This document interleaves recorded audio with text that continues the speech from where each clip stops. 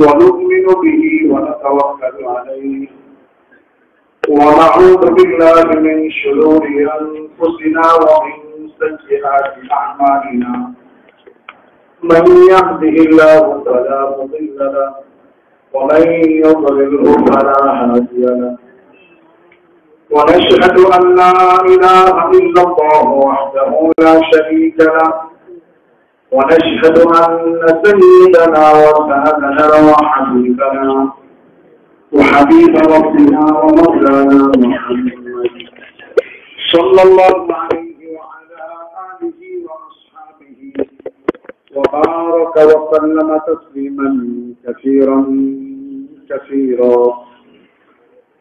أما بعد فأعوذ بالله من الشيطان الرجيم. بسم الله الرحمن الرحيم. قل هذه سبيلي أدعو إلى الله على بصيرة أنا ومن اتبعني وسبحان الله وما أنا من المشركين. وقال تبارك وتعالى وما محمد إلا رسول قد خلت من قبله الرسل أفإن مات أو قتل انقلبتم على أعقابكم ومن ينقلب على عقبيه فلن يضر الله شيئا وسيجزي الله الشاكرين. صدق الله العظيم. मेरे मोहतरम अज़ीज़ दोस्तों, মজমা থেকে উপকৃত হওয়ার জন্য নিয়তের বড় দখল আছে, অর্থাৎ নিয়তের অনেক ভূমিকা আছে। আপনারাও হয়তো অনেক সময় পাহারায় গেছেন, আমাদের ঢাকার হালকা গলি কাকরাইলে পাহারায় যায়, তো পাহারার জামাতের সাথে বড়রা কথা বলে, তখন একটা কথা বলেন যে ভাই, চোর ধরার নিয়তে পাহারা দিও। নিয়তটা কি হওয়া চাই? মুসবাত, ইতিবাচক, যে যারা আল্লাহর রাস্তায় বের হয়ে আসছে তাদের সামানাপত্র পাহারা দিব, যাতে তাদের সামানাপত্র কেউ না বলে, অর্থাৎ চুরি করে নিয়ে না যায়, আর তার সে কষ্ট করে যায় এমন যেন না হয়। অর্থাৎ আল্লাহর রাস্তার মেহমানদের সামানার হেফাজতের নিয়তে পাহারা দেওয়া, চোর ধরার নিয়তে না। কিন্তু কেউ করলে তারা তো ধরতে হবে, কিন্তু ওই নিয়তে কাজটা করব না। তো আমাদের এই মজলিসগুলিতে কাউকে খাটো করা, ছোট করা, তাচ্ছিল্য করা কখনো এটা আমাদের উদ্দেশ্য না। কিন্তু কোন অবস্থান পরিষ্কার করতে গিয়ে যদি বাহ্যত কোন অবস্থা দেখা যায়, তাহলে সেটাকে ওই দৃষ্টিভঙ্গিতে দেখব না, বরং এই দৃষ্টিভঙ্গিতে দেখব যে তার এই অবস্থানটা পরিষ্কার করা জরুরি ছিল। শুরুতেই একটা কথা বলি, আমাদের কিছু দাওয়াত তাবলীগের মেহনতের ভাইরা আমাদেরই সাথী, যারা আমাদেরকে দেখলে খুব ক্ষিপ্ত দৃষ্টিতে তাকান। আমাদের মধ্যে অনেকে তাদেরকে দেখলে আমরা রাগান্বিত হই, দুইটারে একটাও ঠিক না। আমাদেরই সাথী ভাই, বুঝে নাই, সে যেটা বুঝছে সেটাকে হক মনে করতেছে বলেই তো গেছে, তার কেউ পয়সা দিয়ে নেয়। তার জন্য বুঝাইতে চেষ্টা করবো, দোয়া করবো, আর না মানলে আমি হকে হতে চলতে থাকবো, তার জন্য দোয়া করতে থাকবো। তো আমার ওই দিকের ভাইরা আমাদের এই মাওকিফ জাহির করা, অবস্থান পরিষ্কার করার এই মজলিসগুলিকে তারা বলে থাকেন গীবত শিকায়েতের মজলিস, বলে এগুলো গীবতের মজমা। তো ওনাদের জেনে নেওয়া উচিত যে এই মজমাগুলিতে অধিকাংশ কথা বলেন ওলামা ইকরামরা, শুনেনও ওলামা ইকরামরা। তো তাদের জেনে রাখা উচিত যে গীবত কাকে বলে, গীবত কোথায় কোথায় ব্যবহার করলে সেটাকে গীবত বলে, কোথায় ব্যবহার করা বৈধ ও যায়, এই বিষয়গুলি উলামা ইকরামের খুব ভালো জানা আছে। সুতরাং উলামা ইকরামের এই রোগেই তো গরু মারা গেছে, এই রোগেই গরু মারা গেছে। এটা একটা কিচ্ছা। আমি এই কথাটা বারবার বলবো, এই জন্য কিচ্ছাটা না বললেই না। এটা কি বলছিলাম, শুনছিলেন? আগে বলি নাই না? আচ্ছা, না বলে থাকলে বলি। আমি যদি মাদারীনগরে বলে থাকি তাইলে আর মনে করছিলাম বলবো না। ইচ্ছাটা হলো, এক বন্ধু বিদেশে থাকে, তার আর এক বন্ধু বাংলাদেশে বা দেশে থাকে। তো দেশের বন্ধুরা একটু বাদ থাকবে, বিদেশের বন্ধুরা বসে যে কিছু টাকা দেওয়া, একটা গরু কিনি, গরুটা লালন পালন করে দামি মোটা তাজা হইলে দাম বাড়লে বেঁচে দিব, তোমার মূল টাকা তুমি পাইয়া যাবা, আর লাভ যেটা হবে দুইজনে 50% আধা আধা করে ভাগ করে নিব, তোমারও লাভ আমারও লাভ। বলে ভালো বুদ্ধি দিছ, ঠিক আছে। 50,000 টাকা পাঠাইছে, গরু দিচ্ছে। 2 দিন 5 দিন 7 দিন 10 দিন পরে চিঠি পাঠায়, গরু এখন স্বাস্থ্য ভালো, গরুর চেহারা সুন্দর হইতেছে, ইত্যাদি ইত্যাদি ইত্যাদি। হঠাৎ করে চিঠি দেওয়া বন্ধ হয়ে গেছে। আসলে গরু বেচা খায় বেড়ায়। বিদেশের বন্ধু চিন্তা করছে ব্যাপার কি, কোনো খবর দেয় না। এই বন্ধুও চিন্তা করছে যে আমার বিদেশের বন্ধু আমার বাপ বাড়ি জানে, আইসা আমার জিজ্ঞেস করতে, আমি কি জবাব দিব। অনেক চিন্তা ফিকিরের পরে খবর পাইছে যে পাশের বাড়িতে ঘোড়া একটা মারা গেছে। তো সে ঘোড়াটারে আইনা বাড়ির পাশে গর্ত করে দাফন করছে। 6 মাস পরে যখন বন্ধু বিদেশ থেকে আসছে, আইসা বলছে যে ভাই গরুর কি খবর, তুমি যার কোনো খবর দাও না। বলে দোস্ত কি করবো, গরুটা তো ইন্তেকাল করবে। তো বন্ধুরা তো চিনে, সে তো সমস্যা। তো বলছে গরু মারা গেছে, বলে কি করছো? বলে কি করবো, আর এটা তো আর খাওয়া যায় নাই, তোকে দাফন করে দিচ্ছি। কোথায় দাফন করছো? বলে যে এইখানে আমার বাড়ির পাশ। বলে খোঁজো, মাটি খুঁড়ে উঠাও দেখি একটু, আপনি দেখলে তো বুঝবো কত বড় গরু আছিল। সে খুঁড়ে উঠাইছে, দেখো এই লম্বা লম্বা হাতি, কত বড় গরু ছিল, কত দামি গরু ছিল। উঠাইতে উঠাইতে যখন মুখের কঙ্কালটা উঠাইছে, এর ভিতরে দাঁত তো দোনো পাটিতে। গরুর দাঁতে কয় পাটিতে দাঁত? 1 পাটিতে। ঘোড়ার থাকে 2 পাটিতে। তো জিজ্ঞেস করতে, বন্ধু কি ব্যাপার, এটা 2 পাটিতে দাঁত কেন? তো বন্ধু তোমার তো বলা হয় নাই, এই রোগী তো গরুটা মারা গেছে। গরুর রোগী ছিল এইটা, এই 2 পাটিতে যে দাঁত হয়েছে, এই রোগেই গরু মারা গেছে। তো আমি যদি কোথাও এরকম বলি যে এই রোগী গরু মারা গেছে, অর্থাৎ আমাদের বর্তমান চলমান সংকট, ফিতনা, বিশৃঙ্খলা যা, তার যত সব কারণ সমূহ, প্রত্যেকটা জায়গায় আমি এই কথাটাই বলে ইশারা করবো যে এই রোগী গরু মারা গেছে, মানে এটা তার মধ্যে একটা কারণ। মেরে মোহতারাম আল্লাহ দোস্ত, আল্লাহ তাআলা দাওয়াত তাবলীগের এক আজিম ও শান মেহনত আমাকে আপনাকে দিয়েছিলেন। 100 বছরের মধ্যে এত বড় নিয়ামত আল্লাহ আর কিছু দেন। 1934 সনে দাওয়াত তাবলীগের মেহনত শুরু হয়েছে, এখন 2018 চলে। 19, 20, 21, 22, 23, 24, 6 বছর পরে 100 বছর হবে তাবলীগের বয়স, মাত্র 6 বছর বাকি আছে। এই 100 বছরের ভিতরে আল্লাহ জগৎ শ্রেষ্ঠ উলামা দিচ্ছেন আমাদেরকে, ইলম দিচ্ছেন, তাফসীরের নতুন নতুন কিতাব আসছে, ফুকাহাদের কিতাব আসছে, ওলি মাশায়েখ পীর বুজুর্গ, ইসলামী মামালিকের অনেক দেশ বিজয় হয়েছে, অনেক কিছু হয়েছে।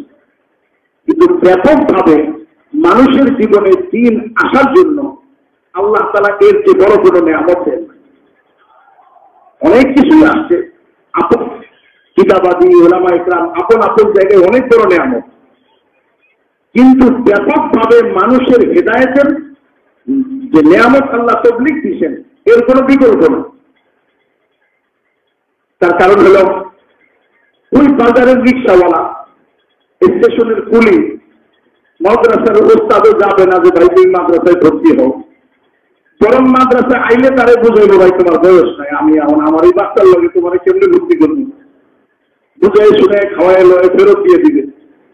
চিকিৎসা হুজুরের কাছে তিনিও তার কাছে যাবেন না। যদি এই লোক আসে তবে হয়তো কিছু রাস্তা বলতে বলে দিলেন, কিন্তু ব্যাপক একটা মেহনত আল্লাহ তাআলা এই উম্মতকে হাদিয়া স্বরূপ দিয়েছিলেন, যে এই উম্মতের সর্বস্তরের মানুষের কাছে নিজেকে মুখাপেক্ষী মনে করে আখলাকের সাথে মুখে হাত রেখে পিঠে হাত রেখে চা খাওয়ায়, নাস্তা খাওয়ায়, নিজের কষ্টার্জিত হালাল পয়সা অপরের মুখে তুলে দিয়ে তাকে দিনের কাজে লাগাইবার এক অদম্য ইচ্ছা, স্পৃহা আল্লাহ তাবলীগের মেহনতের মধ্যে দিয়েছে। সুতরাং এই মেহনতটাকে আমাদের ওলামা ইকরামরা কখনোই অস্বীকার করে না, করতে পারে না, করবেও না, করেও নাই, কোনোদিন করবে না। কারণ আমাদের ওলামা ইকরামরা জানেন যে তাবলীগ হল আমাদের মার্কেটিং। আমরা ছোটবেলা থেকে দরবায় ত্রিভুজ থেকে শুরু করে কালিমাতানে খফিফাতানে আলাল লিসান হাবিবাতানে ইলার রহমান সাকিলাতানে ফিল মিজান সুবহানাল্লাহি ওয়া বিহামদিহি সুবহানাল্লাহিল আযীম পর্যন্ত যা কিছু করছি, এই সব কিছু উম্মতের কাছে বাজারজাত করার জন্য, উম্মতের কাছে টিকাইবার জন্য, উম্মতের জীবনে প্রতিষ্ঠিত করার জন্য তাবলীগ ছিল একটা অতি উত্তম পন্থা। তাবলীগের মেহনতের কারণে মানুষের ভিতরে তলব পয়দা হতেছিল। আমরা মাদ্রাসে পড়ে পড়ে তাদেরকে বলে দিতেছিলাম, ওই বেচারারও জিন্দেগি বলতেছিল, পাশাপাশি আমাদের আমল নামার মধ্যেও হাজার হাজার মানুষের জীবনের নামাজ, রোজা, হজ, যাকাতের নেকি আসতেছে। সুতরাং তাবলীগের কোনো বিকল্প আমরা বলি না। তবে এটা ঠিক যে তাবলীগই একমাত্র কাজ, এই কথা বলাটা তাবলীগকে ক্ষতি করে। এটা যারা বলেন অতি মহব্বতে, কোন জিনিসেরই অ্যাক্সেস ভালো না, অতিরিক্ত ভালো না। এক কাপ চায়ে এক কাপ চিনি, এক চামচ চিনি ঠিক আছে, কেউ বেশি খায়, ডায়াবেটিস নাই, 2 চামচ ঠিক আছে। কিন্তু এক কাপ চায়ের মধ্যে যদি 5 চামচ চিনি দেয়, সেটা চা থাকে না, যে শিরা হয়ে যায়। তো সব জিনিসেরই বাড়াবাড়ি ভালো না। দাওয়াত তাবলীগের মেহনতে যে সমস্যা হচ্ছে, যে রোগে গরু মারা গেছে, তার মধ্যে এটাও একটা, যেটার মধ্যে আমাদের কিছু বুজুর্গরা এটাকে এনহেসার করতে লাগলেন, হসর করতে লাগলেন। তাবলীগের কাজই একমাত্র কাজ, এটাই একমাত্র মেহনত, যে মেহনতের মাধ্যমে হেদায়েত পাবে, যে মেহনতের মাধ্যমে আল্লাহর সাথে সম্পর্ক হবে। এই হসর করা, সীমাবদ্ধ করাটা তাবলীগের প্রতি যে সমস্ত কারণ হচ্ছে তার মধ্যে একটা। হযরত মাওলানা আহমদ আলী লাহোরী রহমাতুল্লাহ আলাইহি, যারা উলামা ইকরাম জানেন, বিখ্যাত একজন আলেম ছিলেন। হযরত মাওলানা ইউসুফ সাহেব রহমাতুল্লাহ আলাইহির জামানাতে মাওলানা ইউসুফ সাহেব রহমাতুল্লাহ আলাইহির সাথে মোলাকাত হলো। মাওলানা আহমদ আলী লাহোরী রহমাতুল্লাহ, আমরা মাদ্রাসার জগতে যারা একবার হলেও তার নাম শুনছি, তার জীবনী, তার লিখনী, তার বক্তব্য, তার এলমি ইস্তেদাদ না জানলেও নামটা অন্তত পক্ষে শুনছি। মাওলানা ইউসুফ সাহেব রহমাতুল্লাহ আলাইহিকে তিনি বললেন, প্রথমে শাবাশী দিলেন, বাহ, তাবলীগের মেহনতের দ্বারা উম্মতের উপকার হইতেছে, সারা দুনিয়াতে কাজ হইতেছে, মানুষের জীবন পরিবর্তন হইতেছে। কিন্তু যখন মাওলানা ইউসুফ সাহেব তার কাছে আরো কিছু আশা করলেন যে হযরত কিছু বলেন আমাদেরকে, তখন মাওলানা আহমদ আলী লাহোরী সাহেব রহমাতুল্লাহ আলাইহি যে কথা বলছেন, তার মফহুম এরকম, হুবহু শব্দ আমার জানা নাই, অর্থটা এরকম যে শোনো, যখন কোন হক মেহনত, হক কোন তাহরিক, তারা যদি এই কথা সীমাবদ্ধ করে যে আমারটাই ঠিক, তো বুঝতে হবে তার তাহরিক, তার আন্দোলন, তার মেহনতটাকে বাতিলের হাতে দেওয়ার প্রথম পদক্ষেপ সে গ্রহণ করে ফেলছে। এই কথাটা বলার দ্বারাই তার হাতছাড়া হওয়ার প্রথম লক্ষ্য। এই জন্য আমাদের পিছনের আকাবিরা বলেন না, 1995 পর্যন্ত তাবলীগের সোনালী যুগ ছিল। রাসূল সাল্লাল্লাহু আলাইহি ওয়াসাল্লাম যেমন বলছিলেন, সাহাবা সুম্মাল্লাযীনা ইয়ালুনাহুম সুম্মাল্লাযীনা ইয়ালুনাহুম, 3 জামানা, সাহাবা, তাবিঈন, তাবে তাবিঈন। তাবলীগের এরকম 3টা জামানা। মাওলানা ইলিয়াস রহমাতুল্লাহ আলাইহির জামানা, মাওলানা ইউসুফ সাহেব রহমাতুল্লাহ আলাইহির জামানা, মাওলানা এনামুল হাসান সাহেব রহমাতুল্লাহ আলাইহির জামানা। সময়কাল 71 বছর। 1924 সালে মাওলানা ইলিয়াস সাহেব রহমাতুল্লাহ আলাইহি মেহনতকে শুরু করছেন। 1944 সালে ওনার ইন্তেকাল হয়েছে। 1944-এ মাওলানা ইউসুফ সাহেব আমির নিযুক্ত হয়েছেন। 1965 সালে ওনার ইন্তেকাল হয়েছে, 41 বছর। 1965-তে মাওলানা এনামুল হাসান সাহেব রহমাতুল্লাহ আলাইহি আমির নিযুক্ত হয়েছেন। 1995 10 জুন মাসের 10 তারিখ শুক্রবার দিন ওনার ইন্তেকাল হয়েছে। 30 বছর, 30 আর 41, 71 বছর হলো তবলিগের সোনালী যুগ।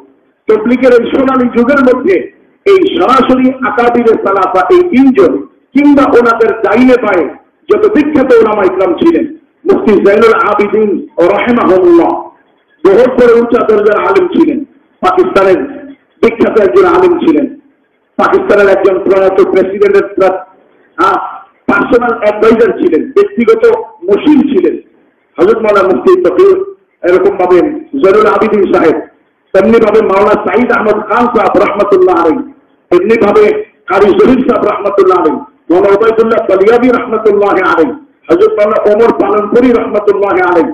অর্থাৎ এই 3 আকাবির ও তাদের দাঁড়িয়ে পায় যত ওলামা ছিলেন, যত আকাবির ছিলেন, কেউ কখনো এই কথার দাবি করে নাই আমাদের তবলিগী একমাত্র হক, এই কথা বলেন। বরং কি বলছেন? বলছেন যে উম্মতকে মানুষের সাথে মিলানোর, আখিরাতের রাস্তা দেখানোর সিধা সাদা আমাদের একটা কাজ। মানুষকে আখিরাতের কথা, জান্নাতের কথা, মরণের কথা, কবরের কথা শুনে তৈরি করো। আল্লাহমুখী হয়ে গেলে যখন তার মাস্টার দরকার পড়ে বলো যে কোন আলিমের কাছ থেকে জিজ্ঞাসা করে। সিধা সাদা এক মেহনত ছিল। মেরে মহতারাম আযীজ দোস্ত, আল্লাহ তাআলা এই মেহনতকে দিয়েছিলেন আমাদের জন্য বড় 100 বছরের ভিতরে একটা বড় ব্যাপক এক নিয়ামত, ব্যাপক এক আজিম ও শান এক নিয়ামত আল্লাহ আমাদেরকে দিয়েছিলেন। কিন্তু এই নিয়ামতের মধ্যে ইন্তেশার পয়দা হয়েছে এখন। কেন? এই জন্য যে হক আদায়ের ব্যাপারে শৈথিল্য প্রদর্শন করা হয়েছে। তবলিগের যে মেহনতটা আল্লাহ দিয়েছিলেন, যদি এটা যথাযথ নিয়ামতের শুকর আদায় হয় তো কাজ চলতে থাকবে। মুফতি কিফায়াতুল্লাহ সাহেব রহমতুল্লাহ আলাইহির জামানাতে মাওলানা ইলিয়াস সাহেব রহমতুল্লাহ আলাইহি অনেক হয়রান পরেশান হয়ে প্রায় মুফতি কিফায়াতুল্লাহ সাহেবের কাছে যেতেন। একবার কেসের পরে মুফতি কিফায়াতুল্লাহ সাহেবকে বলছেন, হযরত আমার খুব ভয় হয়, কাজ আগে বাড়তেছে কিন্তু মানুষ ইস্কাল করে, অভিযোগ করে।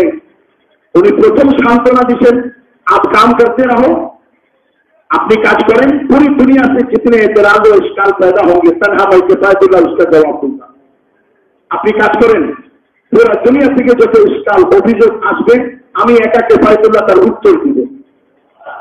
অপরদিকে আবার আরেকটা কথাও বললেন যে তবলিগের এই কাজ ঘাবড়ায়েন না, চলতে থাকবে যতদিন আমাদের উলামায়ে কেরামরা এই কাজকে মহব্বতের সাথে নিবে, আগলে ধরবে, সমর্থন করবে, দোয়া করবে, ততদিন চলবে। যদি উলামায়ে কেরামের থেকে বিমুখ হয়ে যায় তাইলে মেহনত চলতে পারবে না। আজ আমরা সেই অবস্থাটা দেখতে পাচ্ছি কিনা বলেন?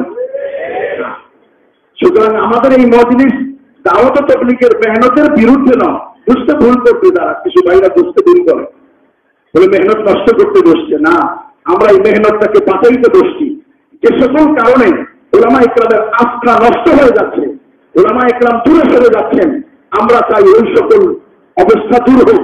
প্রয়োজনে এরকম কোন ব্যক্তি দূর হয়ে যাক, তবুও তাবলীগের প্রতি সারা বিশ্বের আলেমের আস্থা ঠিক থাকুক।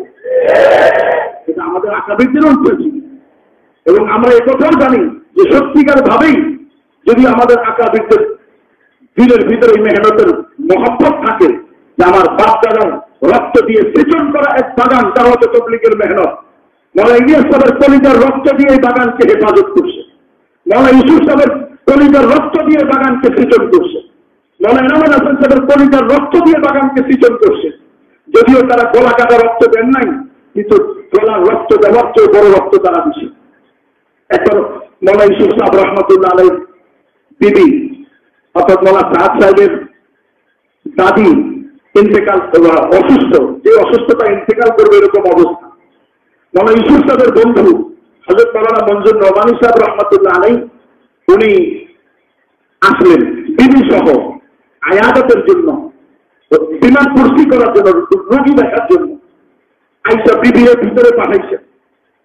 বিবি দেখলেন মাওলানা ইউসুফ সাহেবের আহলিয়ার অবস্থা খুব একটা ভালো না, লক্ষণ ভালো না। এই জন্য তিনি তার স্বামী মাওলানা মনজুর নোমানীকে বললেন, আপনি মাওলানা ইউসুফ সাহেবকে বলেন ওনার বিবি তো আর বাঁচবে না বেশি দিন, উনি মার কাছে এত সময় দেন, বিবির কাছে যাতে একটু সময় দেন, কারণ তিনি তো আর বাঁচবেন না। তো মাওলানা মনজুর নোমানী সাহেব মাওলানা ইউসুফ সাহেবের কানে কানে বলছে, একটু বিবিকে সময় দেওয়া শেষ সময়। তো মৌলানা ইউসুফ সাহেব প্রতিদিন আসরের পরে ঘরে যাওয়া শুরু করছে, যে জায়গায় উনি কয়েকদিনে যান না, মাসেও যান না। ঘর তো কাছে মেহরাবের ভিতর দিয়ে একটা দরজা ছিল, আগে পুরোনো মসজিদে এই মেহরাবের ভিতরে এইখান দিয়ে একটা দরজা ছিল, এটা দিয়ে বাইরে নেই, ওয়ালের পিছনে ওনাদের বাড়ি, তাও যাইতেন না। তো যাওয়া শুরু করছেন, দিদি বুঝছেন যে আরে উনি তো আসার লোক না, এত ব্যস্ত থাকে যে লোকটা সকাল থেকে রাত পর্যন্ত দাওয়াত দেয়, কথা বলে, জামাত পাঠায়, কান্নাকাটি করে, ডেলি আসতেছে, মনে হয় কেউ কিছু করছে। তো দিদি বলছে আপনার আসার প্রয়োজন নাই, আপনি মার্কাজের সময় দেন। হ্যাঁ, আমার যে অধিকার ছিল, পাওনা ছিল আপনার কাছ থেকে স্নেহ পাওয়া, আমার মাথায় হাত রাখার মহব্বতের যে দাবিটা আমার ছিল, আমি আল্লাহর জন্য ছেড়ে দিছি, কিয়ামতের দিন আল্লাহ থেকে নিয়ে নিব। তাদের স্নেহ মমতা, রক্ত, স্নেহ মমতার যে রক্ত ছিল সেটা দিয়ে বাগানকে সৃজন করেছে। একবার মৌলানা ইউসুফ সাহেব রহমতুল্লাহের আম্মা ইলিয়াস সাহেব রহমতুল্লাহের আহলিয়ায়ে মুহতারামা, তিনি মৌলানা ইউসুফকে বলছেন, ইউসুফ বেটা কাফি আপনি মাকে তো भी मिला कर, আরে তুই মায়ের সাথে তো দেখা করতে আসো। মাস পার হয়ে যেত, মেহরাবের পিছনে বাসা যেত না, মাস মাস হায় আমাদের কোরবানি, মাস পার হয়ে যেত, এই দরজার ফাঁক দিয়ে দেওয়ালের পিছনে যাইতেন না। তো মা একদিন গেছেন পরে জিজ্ঞাসা করছে, বেটা ইউসুফ কभी माँ से तो भी मिला था, माएं साथों तो देखा करो। तो मौलाना यूसुफ साहब बोलते माँ आपसे मिलने को दिल बड़ा तरसता है, अपने साथ देखा करते दिल बड़ा चाहे, लेकिन मुझे शर्म आती है, আমার লজ্জা হয়, আমি হাজারো মায়ের সন্তানকে মায়ের কোল থেকে পৃথক করে আল্লাহ রাস্তায় পাঠিয়ে দিয়ে আমি আপনার কাছে আসতে আমার লজ্জা হয়, এই জন্য আসি। মৌলানা ইউসুফ সাহেব রহমতুল্লাহ আলাইহি, ইলিয়াস সাহেব রহমতুল্লাহ আলাইহি, রামুল হাসান সাহেব রহমতুল্লাহ আলাইহি, তারা তাদের কলিজার ভালোবাসা, স্নেহ, মমতা সব কিছু উজাড় করে তবলিগের গাছের গোড়ায় দিয়ে এই গাছটাকে সেগুন গাছের মতো মজবুত এক শাখা প্রশাখা বিশিষ্ট একটা বৃক্ষকে তৈরি করছিলেন। কিন্তু আজকে আমাদের একজন বুজুর্গের কিছু বক্তব্য, কিছু কথা আর তার একটা পদবীর নেশা আর একটা পদবীর মধ্যে অনড় থাকাটা এই সেগুন গাছের চেয়ে মজবুত এই বৃক্ষটার গাছের গোড়ায় কুড়ালের আঘাত লাগতেছে। এখনো গাছ দাঁড়ানো আছে, আমরা চাইতেছি এই কুঠারাঘাত বন্ধ হোক, তবলিগের বৃক্ষটি হেফাজতে থাকুক, সংরক্ষণ হোক। এই জন্যই আমাদের এই মজলিস, আমরা কাউকে খাটো বা ছোট করার জন্য বসি নাই। মৌলানা সাহেব দামাত বারাকাতুহুম আমাদের কাছে বড় এহতেরামের, বড় ইজ্জতের। তার কারণ হলো যে মেহনত লক্ষ লক্ষ মানুষকে জাহান্নাম থেকে জান্নাতের রাস্তায় উঠেছে, যেই খানদানের বরকতে পাইছি, তিনি ওই খানদানেরই একজন সন্তান। আমরা তাদের জুতা আমাদের মাথায় রাখাকে আমরা বড় খুশকিসমত মনে করি, তাদের পায়ের নিচে আমাদের পাগড়ি পিছিয়ে দেওয়াকে ইজ্জতের মনে করি। কিন্তু ততক্ষণ পর্যন্ত যতক্ষণ পর্যন্ত আল্লাহ ও তার রসুলের পক্ষে থাকবেন, আল্লাহ ও তার রসুল তার পক্ষে থাকবেন। কিন্তু যখন আল্লাহ ও তার রসুলের নির্দেশিত পথ থেকে সরে যাবেন, বক্তব্য থেকে সরে যাবেন, তখন ইজ্জত তো করবো, কিন্তু আপনার দিকে আর চোখ করে তাকাবো না, আপনার কথায় আর কর্ণপাত করবো না। যে অবস্থার সৃষ্টি আজকে হয়েছে, মোহতারাম আজিজ দোস্ত, আল্লাহ এই নিয়ামত যে আমাদেরকে দিয়েছিলেন, এই নিয়ামতের কদর কি ছিল? নিয়ামতের মৌলিক কদর ছিল শুধু চিল্লা 4 মাস নয়, শুধু চিল্লা 4 মাস নয়। চিল্লা 4 মাসই যদি বলেন, ওই মৌলানা সাহেবের আলহামদুলিল্লাহ ভালো হয় নাই, 4 মাসও হয়নি। এবং এটা কোনো শোনা কথা নয়, তার সাথেও পারলে জিজ্ঞাসা করে। আমরা এটা নিয়ে দোষারোপ করি, আর এটা নিয়ে আমরা কোনো কিছু করতেও চাই না। তার কারণ আমরা চিল্লা 4 মাসকেই তকলিফ মনে করি না। গরু এই যে সমস্ত কারণে গরুটা মারা গেছে, তার মধ্যে এটাও একটা কারণ। কিছু ভাই চিল্লা 4 মাসকেই তকলিফ মনে করে, আর এই তকলিফটাকেই দিন মনে করে। চিল্লা 4 মাসকেই তকলিফ মনে করে, আর তকলিফকেই দিন মনে করে। কিন্তু লেকিন মেরে মুহতারাম আজিজ দোস্ত, চিল্লা 4 মাসই তকলিফ নয়, এবং তকলিফই গোটা দিন নয়। হযরত মাওলানা ওমর পালনপুরি সাহেব রাহমাতুল্লাহ আলাইহি বারবার বলতেন, 6 नंबर पूरा दीन नहीं है, 6 नंबर पूरा दीन नहीं है, स्पष्ट हालत ऐलान করতেন মৌলানা সাহেব দামাত বারাকাতুহুম। উনি মার্কাজে এখন ওনার বক্তব্য যেটা, আমার ওই পক্ষের ভাইরা যারা ওনাকে বেশি মহব্বত করেন, বললেই অস্বীকার করেন। কিন্তু আচ্ছা আপনারাই বলেন, এখন যে অস্বীকার করার জামানা আছে, এখন আপনি কাশিটা কতটুক জোরে দিচ্ছেন, কাশি দেওয়ার সময় আপনি কল্লা লড়াইছেন কি লড়ান নাই, এটাও রেকর্ড থাকে। এখনকার জামানা হলো কাশি দেওয়ার সময় কল্লাটা কতটুক লড়াইছে এটাও রেকর্ড থাকে। এখন আর অস্বীকার করার কি আছে? এই এক জামানা আসলে যখন করতে কোনো প্রমাণ নাই, এখনো জামানা নাই। উনি কি বললেন? উনি বললেন जो ये कहता है कि पूरा 6 नंबर पूरा 3 नहीं है वो अहमक है। যারা বলে কথা যে 6 নম্বর পুরা 3 নয় তারা বোকা, আহমক। উনি এই আহমক বলে সর্বপ্রথম তাকে বললেন মৌলানা ওমর পালানপুরি সাহেবকে। অথচ মৌলানা ওমর পালানপুরি সাহেব রহমাতুল্লাহ আলাইহি কোন দরজার আলেম ছিলেন, কত উঁচু দরজার আলেম ছিলেন, আল্লাহ তাআলার সাথে তার তাল্লুক কিরকম ছিল যার কি উচিত আমরা জানি, কারণ ছোটবেলায় আমার সৌভাগ্য হয়েছে ওনার খেদমতে থাকা।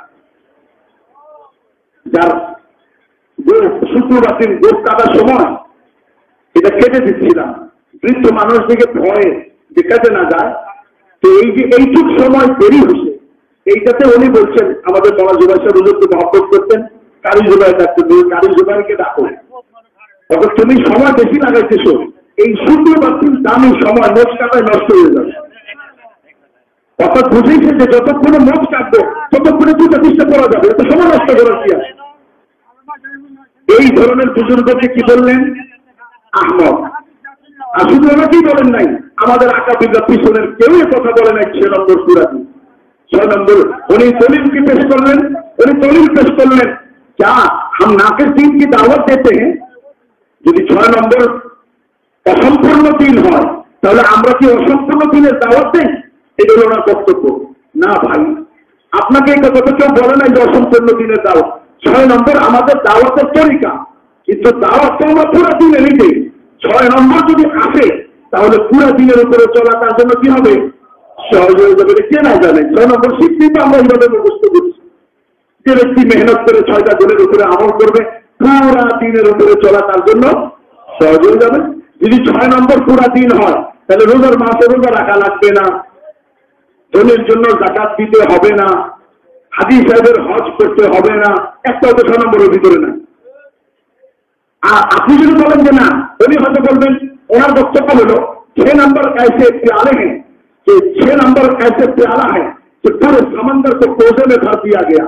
উনি বলেন যে 6 নম্বর এমন একটা পেয়ালা যে পুরো সমুদ্র তার মধ্যে ঢুকিয়ে দেওয়া হয়েছে। আপনি যদি সে কথাই বলেন আকার ইঙ্গিতে দুনিয়ার সবকিছু 6 নম্বরে আছে, তাহলে তো 6 নম্বর লাগে না, দুনিয়ার সবকিছু তো 1 নম্বরের মধ্যেই আছে। লা ইলাহা ইল্লাল্লাহ মুহাম্মাদুর রাসূলুল্লাহর মধ্যেই সব আছে। আপনি যদি এই কথাই বলেন তাহলে আমরা বলবো 1 নম্বর কইলেই হয়, তাহলে 6 নম্বরও পাচ্ছেন। আর যদি 6 নম্বর বলেন, 6 নম্বর হলো মুরিদদের অভিজ্ঞতার আলোকে 6টা সিফত গুণ অর্জন করো, তো তোমার ভিতরে ইস্তেদাদ পয়দা হবে, দুনিয়ার সর্বক্ষেত্রে সর্ব জায়গাতে আল্লাহর হুকুম নবীর তরিকায় চলার মতো তোমার ভিতরে যোগ্যতা পয়দা হবে। যে রোগে গরু মারা গেলেও তার মধ্যে এইটাও একটা কারণ। বুঝে আসছে যে 6 নম্বর পুরা দিন। আমাদের ওলামা ইকরামরা বললেন যে এই কথা তো আগে কেউ বলে নাই, কিন্তু 2 পাটিতেই দাঁত দেখা যাইতেছে। 1 পাটিতে দাঁত থাকার কথা দাঁত, 2 পাটিতেই দেখা যাইতেছে। এটা কেমন কথা হলো? এরকম তো কেউ বলে নাই। মেরে মোহতারাম আজিজ দোস্ত, তাবলীগের প্রথম দিন থেকে একটা উসুল ছিল ওলামা ইকরামের আদব ইহতিরাম। আমি মাদারীনগরে আপনারা যারা ছিলেন শুনছেন, আমি সেখানেও কিঞ্চিত করছি। মৌলানা ইলিয়াস সাহেব রহমাতুল্লাহ আলাইহি মেজাজ ছিল, মেজাজ স্বভাব, উনি ওলামাদের সাথে পরামর্শ করে কাজ করছেন। শুধু তাই না, বরং ওনার অবস্থা ছিল তাবলীগে 3 দিন লাগাইলে আবার খানকায় যায় কমপক্ষে 1-2 দিন করে থাকতেন। কেন? তাবলীগের মেহনত করতে গিয়ে অনেক রকমের গুনাহগারদের সাথে গুনার পরিবেশে বাজারে যাইতে হয়, তো আবার দিলের ভিতরে এই সমস্ত ব্যস্ত তাফসীর করে আবার খানকায় গিয়ে কিছুক্ষণ জিকির করতেন, কোন বুজুর্গের কাছে যাইতেন। শুধু পরামর্শ নয়, খানকায় যাওয়াকে জরুরি মনে করতেন। আবার শুধু তাই নয়, বরং ওলামা ইকরামের আজমত এই পরিমাণ ছিল, অখ্যাত অপরিচিত একজন আলেম যদি খালি কোথাও তাবলীগের বিরোধিতা করছে, মৌলানা ইলিয়াস রহমাতুল্লাহ আলাইহির আদব শরীফ, ওনার অভ্যাস, ওনার মেজাজ, ওনার ভেতরকার চাহিদা, ওনার ভেতরকার স্পৃহা ছিল ওই একজন আলেম যত দূরে হোক আমি তার কাছে যাব, তাকে কাজ বোঝাবো, তার হাতে পায়ে ধরবো, তাকে আমি আল্লাহর কাছ থেকে দোয়া করে বুঝাইব যে না কাজটা হয়, আপনি অভিযোগ করেন না। একজন মানুষ এ কথা বলেন নাই, যারা মুফতি কিফায়াতুল্লাহ আমার মেহনতকে কবুল করছে, আশরাফ আলী থানভী আমার মেহনতকে কবুল করছে, হোসেন আহমদ মাদানী আমার মেহনতকে কবুল করছে, তোমার মতো চাইরা আলেম বিরোধিতা করতে আমার কিছু যায় আসে না, এই কথা না জবানে বলছেন না কোনোদিন আমলে প্রকাশ করছেন, বরং অখ্যাত অপরিচিত গতানুগতিক একজন আলিমও যদি তবলিগের বিরোধিতা করছেন তো তিনি তার কাছে গেছেন, বিনম্রভাবে তাকে দাওয়াত বুঝেছেন, নম্রতার সাথে তাকে তৈরি করছেন। আজ যে রোগে গরু মারা গেছে তার মধ্যে এইটাও একটা। তার মানে হলো যে রহমতুল্লাহের আদর্শ ছিল এইটা। পক্ষান্তরে আজকের বুজুর্গ হলো একজন নয়, দুইজন নয়, 10 জন নয়, 100 জন নয়, 1000 জন নয়, মাদারিউল উলুম, দারুল উলুম দেওবন্দ, জাফের, হাটহাজারী, পটিয়া, কামরাঙ্গীরচক, লালবাগ, চট্টগ্রাম, ঢাকা, করাচি, বনৌরি টাউন, দারুল উলুম করাচি, সারা বিশ্বের সমস্ত বড় বড় মাদারিস ও আহলে মাদারিস সবাই বলার পরেও তার অ্যাটিটিউড, তার বক্তব্য, তার ভাষা, তার ভাবধারী হলো এরকম, আপনারা সবাই কিছু বলাতে আমার কিছু চায় আসে না। উনি মুখে বলেন নাই, কিন্তু আমি বলি না যে উনি মুখে বলছেন, আমি কখনো বলেন নাই, কিন্তু ভাবটা তো এরকমই।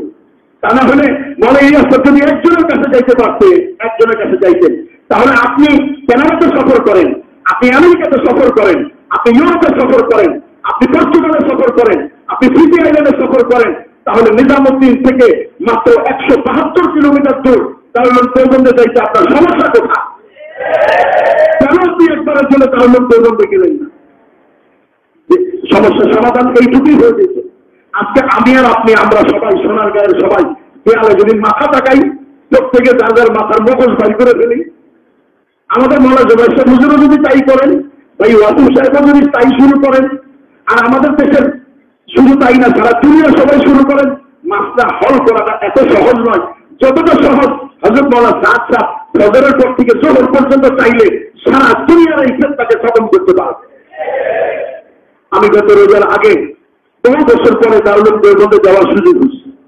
আশরাফুল হিদায়ার মুসান্নিফ, কৌতুল আকিয়ার, তাকবীরুল আমানি, ইজাহুত তাহাবি, এই ধরনের বিখ্যাত কিতাবগুলির লিখক হযরত মাওলানা জামিল আহমদ সাহেবের বাড়িতে দাওয়াত ছিল। হুজুর আমার ছোটবেলা থেকেই দেওবন্দে যাওয়ার পর থেকে আমার খুব মহব্বতের ওস্তাদ ছিলেন। আমার অনেক দেওবন্দের সাথী ভাইরাও এখানে আছেন, তারাও জানেন। হুজুর আমার কামরায় আসতেন, আমার বিছানাতেও শুইতেন।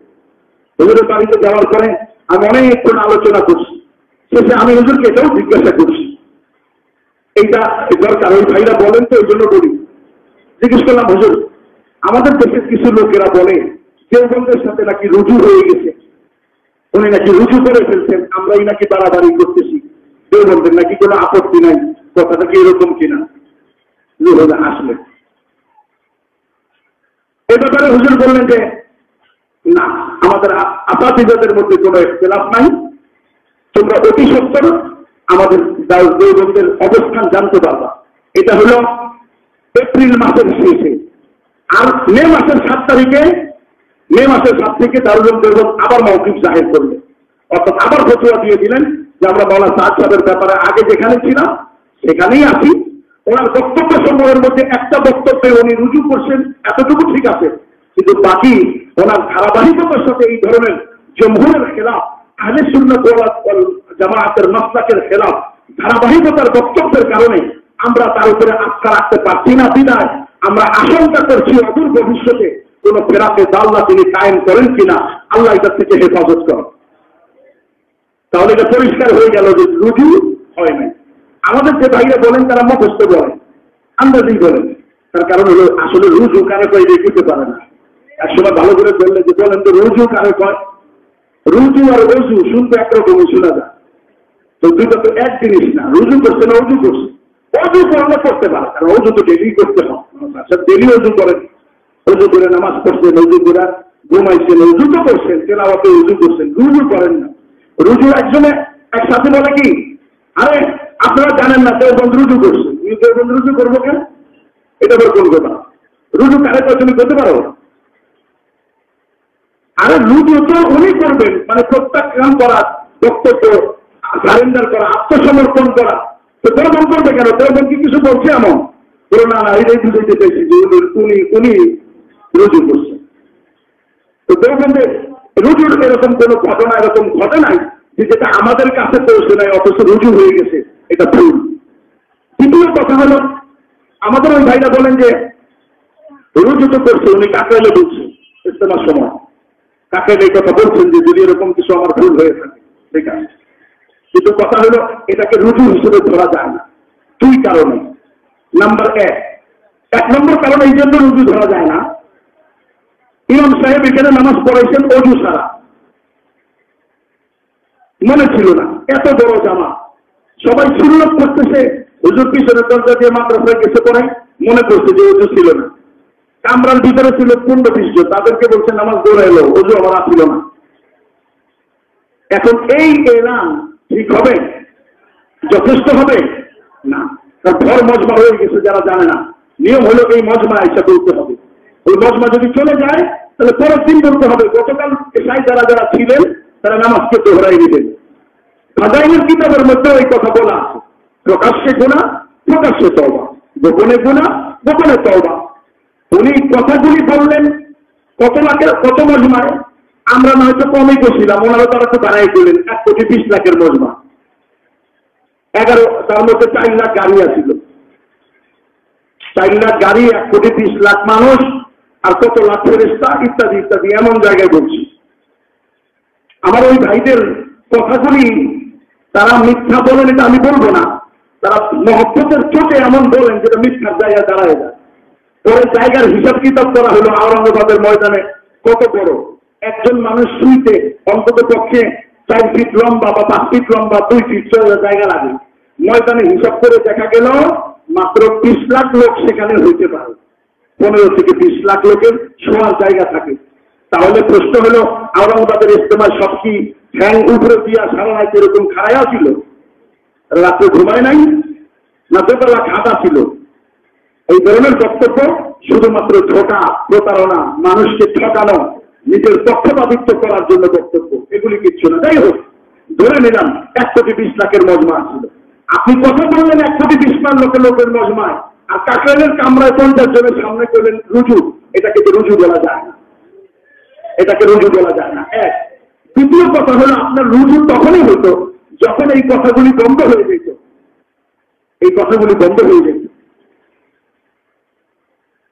হযরত মাওলানা ইব্রাহিম সাহেব দামাত বারাকাতুহুর খাদেম বলছেন ভালো কথা, বলে রুজু তারে করে জুনায়েদ জমশেদরে দেখো, বয়ান করতে গিয়ে সে হঠাৎ করে একটা কথা বলে ফেলছে, আম্মা জান আয়েশা রাদিয়াল্লাহু তাআলা আনহা সম্পর্কে বলে ফেলছিল যে নারী জাতি তরবিয়ত হয় নাই।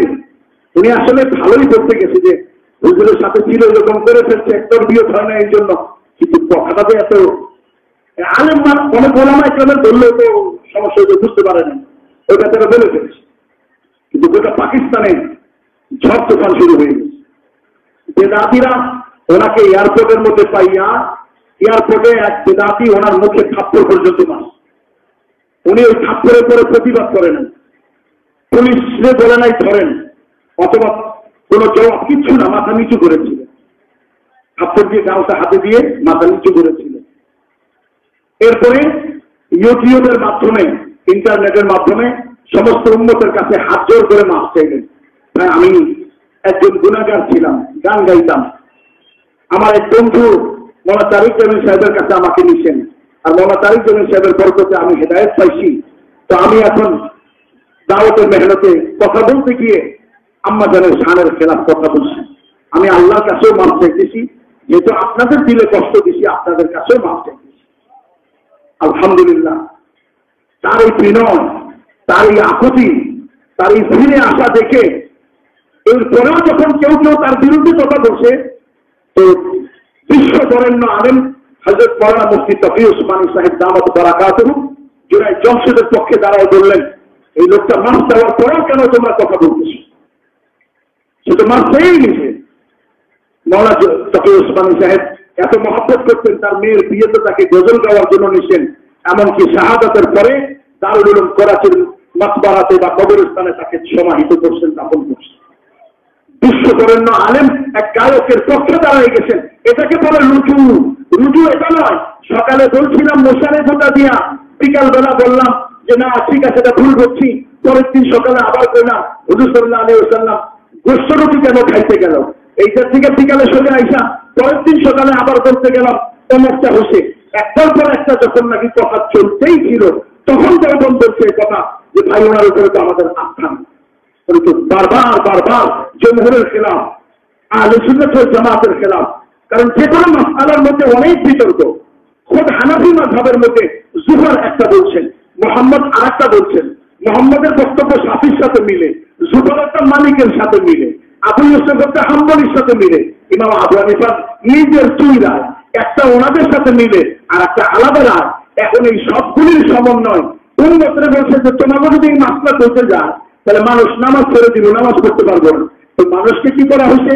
জমহুর উলামা ইকরামের রায়টা শোনানো হয়েছে। হানাফি মাযহাব মতে জমহুর উলামা ইকরামের এই রায় এই অনুপাতে চলবে। সুতরাং তাবলীগের মেহনত তো কোনো নুক্তা বয়ান করার জায়গা না, হাসিয়ার বাইনা সবর বয়ান করার জায়গা না। এখানে রিক্সাওয়ালা, ফেরিওয়ালা, মজদুর, এখানে জীবনভর যারা কোরআনের আলিফ পাতা পড়তে পারে নাই এরকম একটা জাতি, যাদের সামনে কবর, হাসর, মিজান, পুরসিরাত, জান্নাত, জাহান্নাম বলে দিনের ভিতরে স্প্রিড আর চলবার আগ্রহ পয়দা করে ছেড়ে দাও যার যার জায়গায়, আপন আপন মহল্লাতে, এলাকাতে, থানাতে, জেলাতে নিজ নিজ আলেমের কাছে যাবে, সমস্ত করে তার কাছ থেকে মাত্রা জেনে চলতে থাকবে। এইভাবেই তো তাবলীগ চলে আসছে, এইভাবেই তো তাবলীগ চলে আসছে। সুতরাং উনি এখানে নতুন নতুন বক্তব্য দিতে শুরু করলেন। কখনো বললেন যে আসহাবে কাহফকে সাথ কুত্তা নেই था, शेर था। আরে ভাই, আসহাবে কাহফের লগে কুত্তা ছিল না, বিলাই ছিল না, বেজি ছিল, তফসিরে তো একটা আছে, কিন্তু এটা সাধারণ পাবলিক না।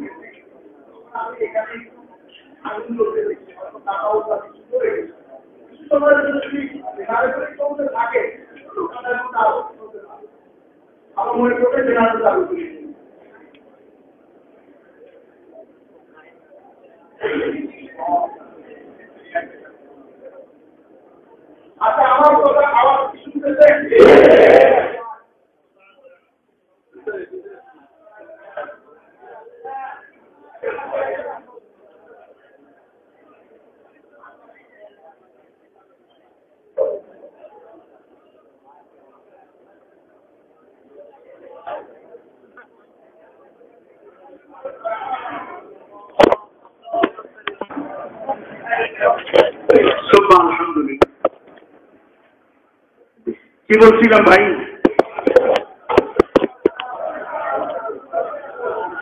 হ্যাঁ, উনি হঠাৎ করে বললেন যে আসহাবে কাহফের সাথে কুকুর ছিল না, বাঘ ছিল। যদি উনি রুজু করছেন, এ কথা থেকে ফিরছিলেন জানি, আমি ওনার মুখেই শুনছি। কিন্তু বলতেছি এই জন্য যে এই ধরনের বক্তব্য একটার পর একটা আসতে শুরু করছে। রুজু কেন করতে হবে? ওনারা বলেন যে ভুল করেন নাই, তো রুজু করলো কেন? ভুল করছে দেখে এই জন্য, তো করলো কেন? দরকার কি করলো?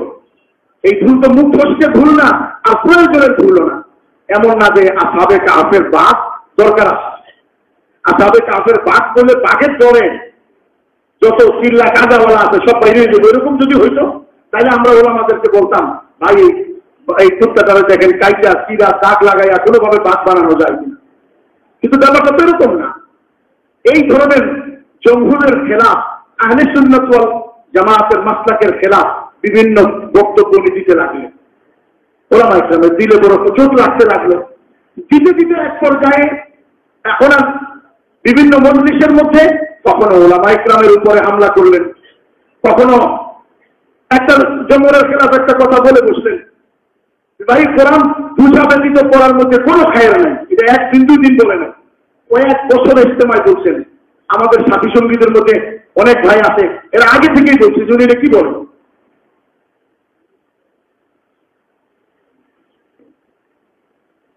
যদিও হযরত আলী রাদিয়াল্লাহু তাআলার একটা কওল আছে, কিন্তু মেরে মুহতারাম আজিজ দোস্ত, এই কথাটা কার জন্য এটা তো বুঝতে হবে।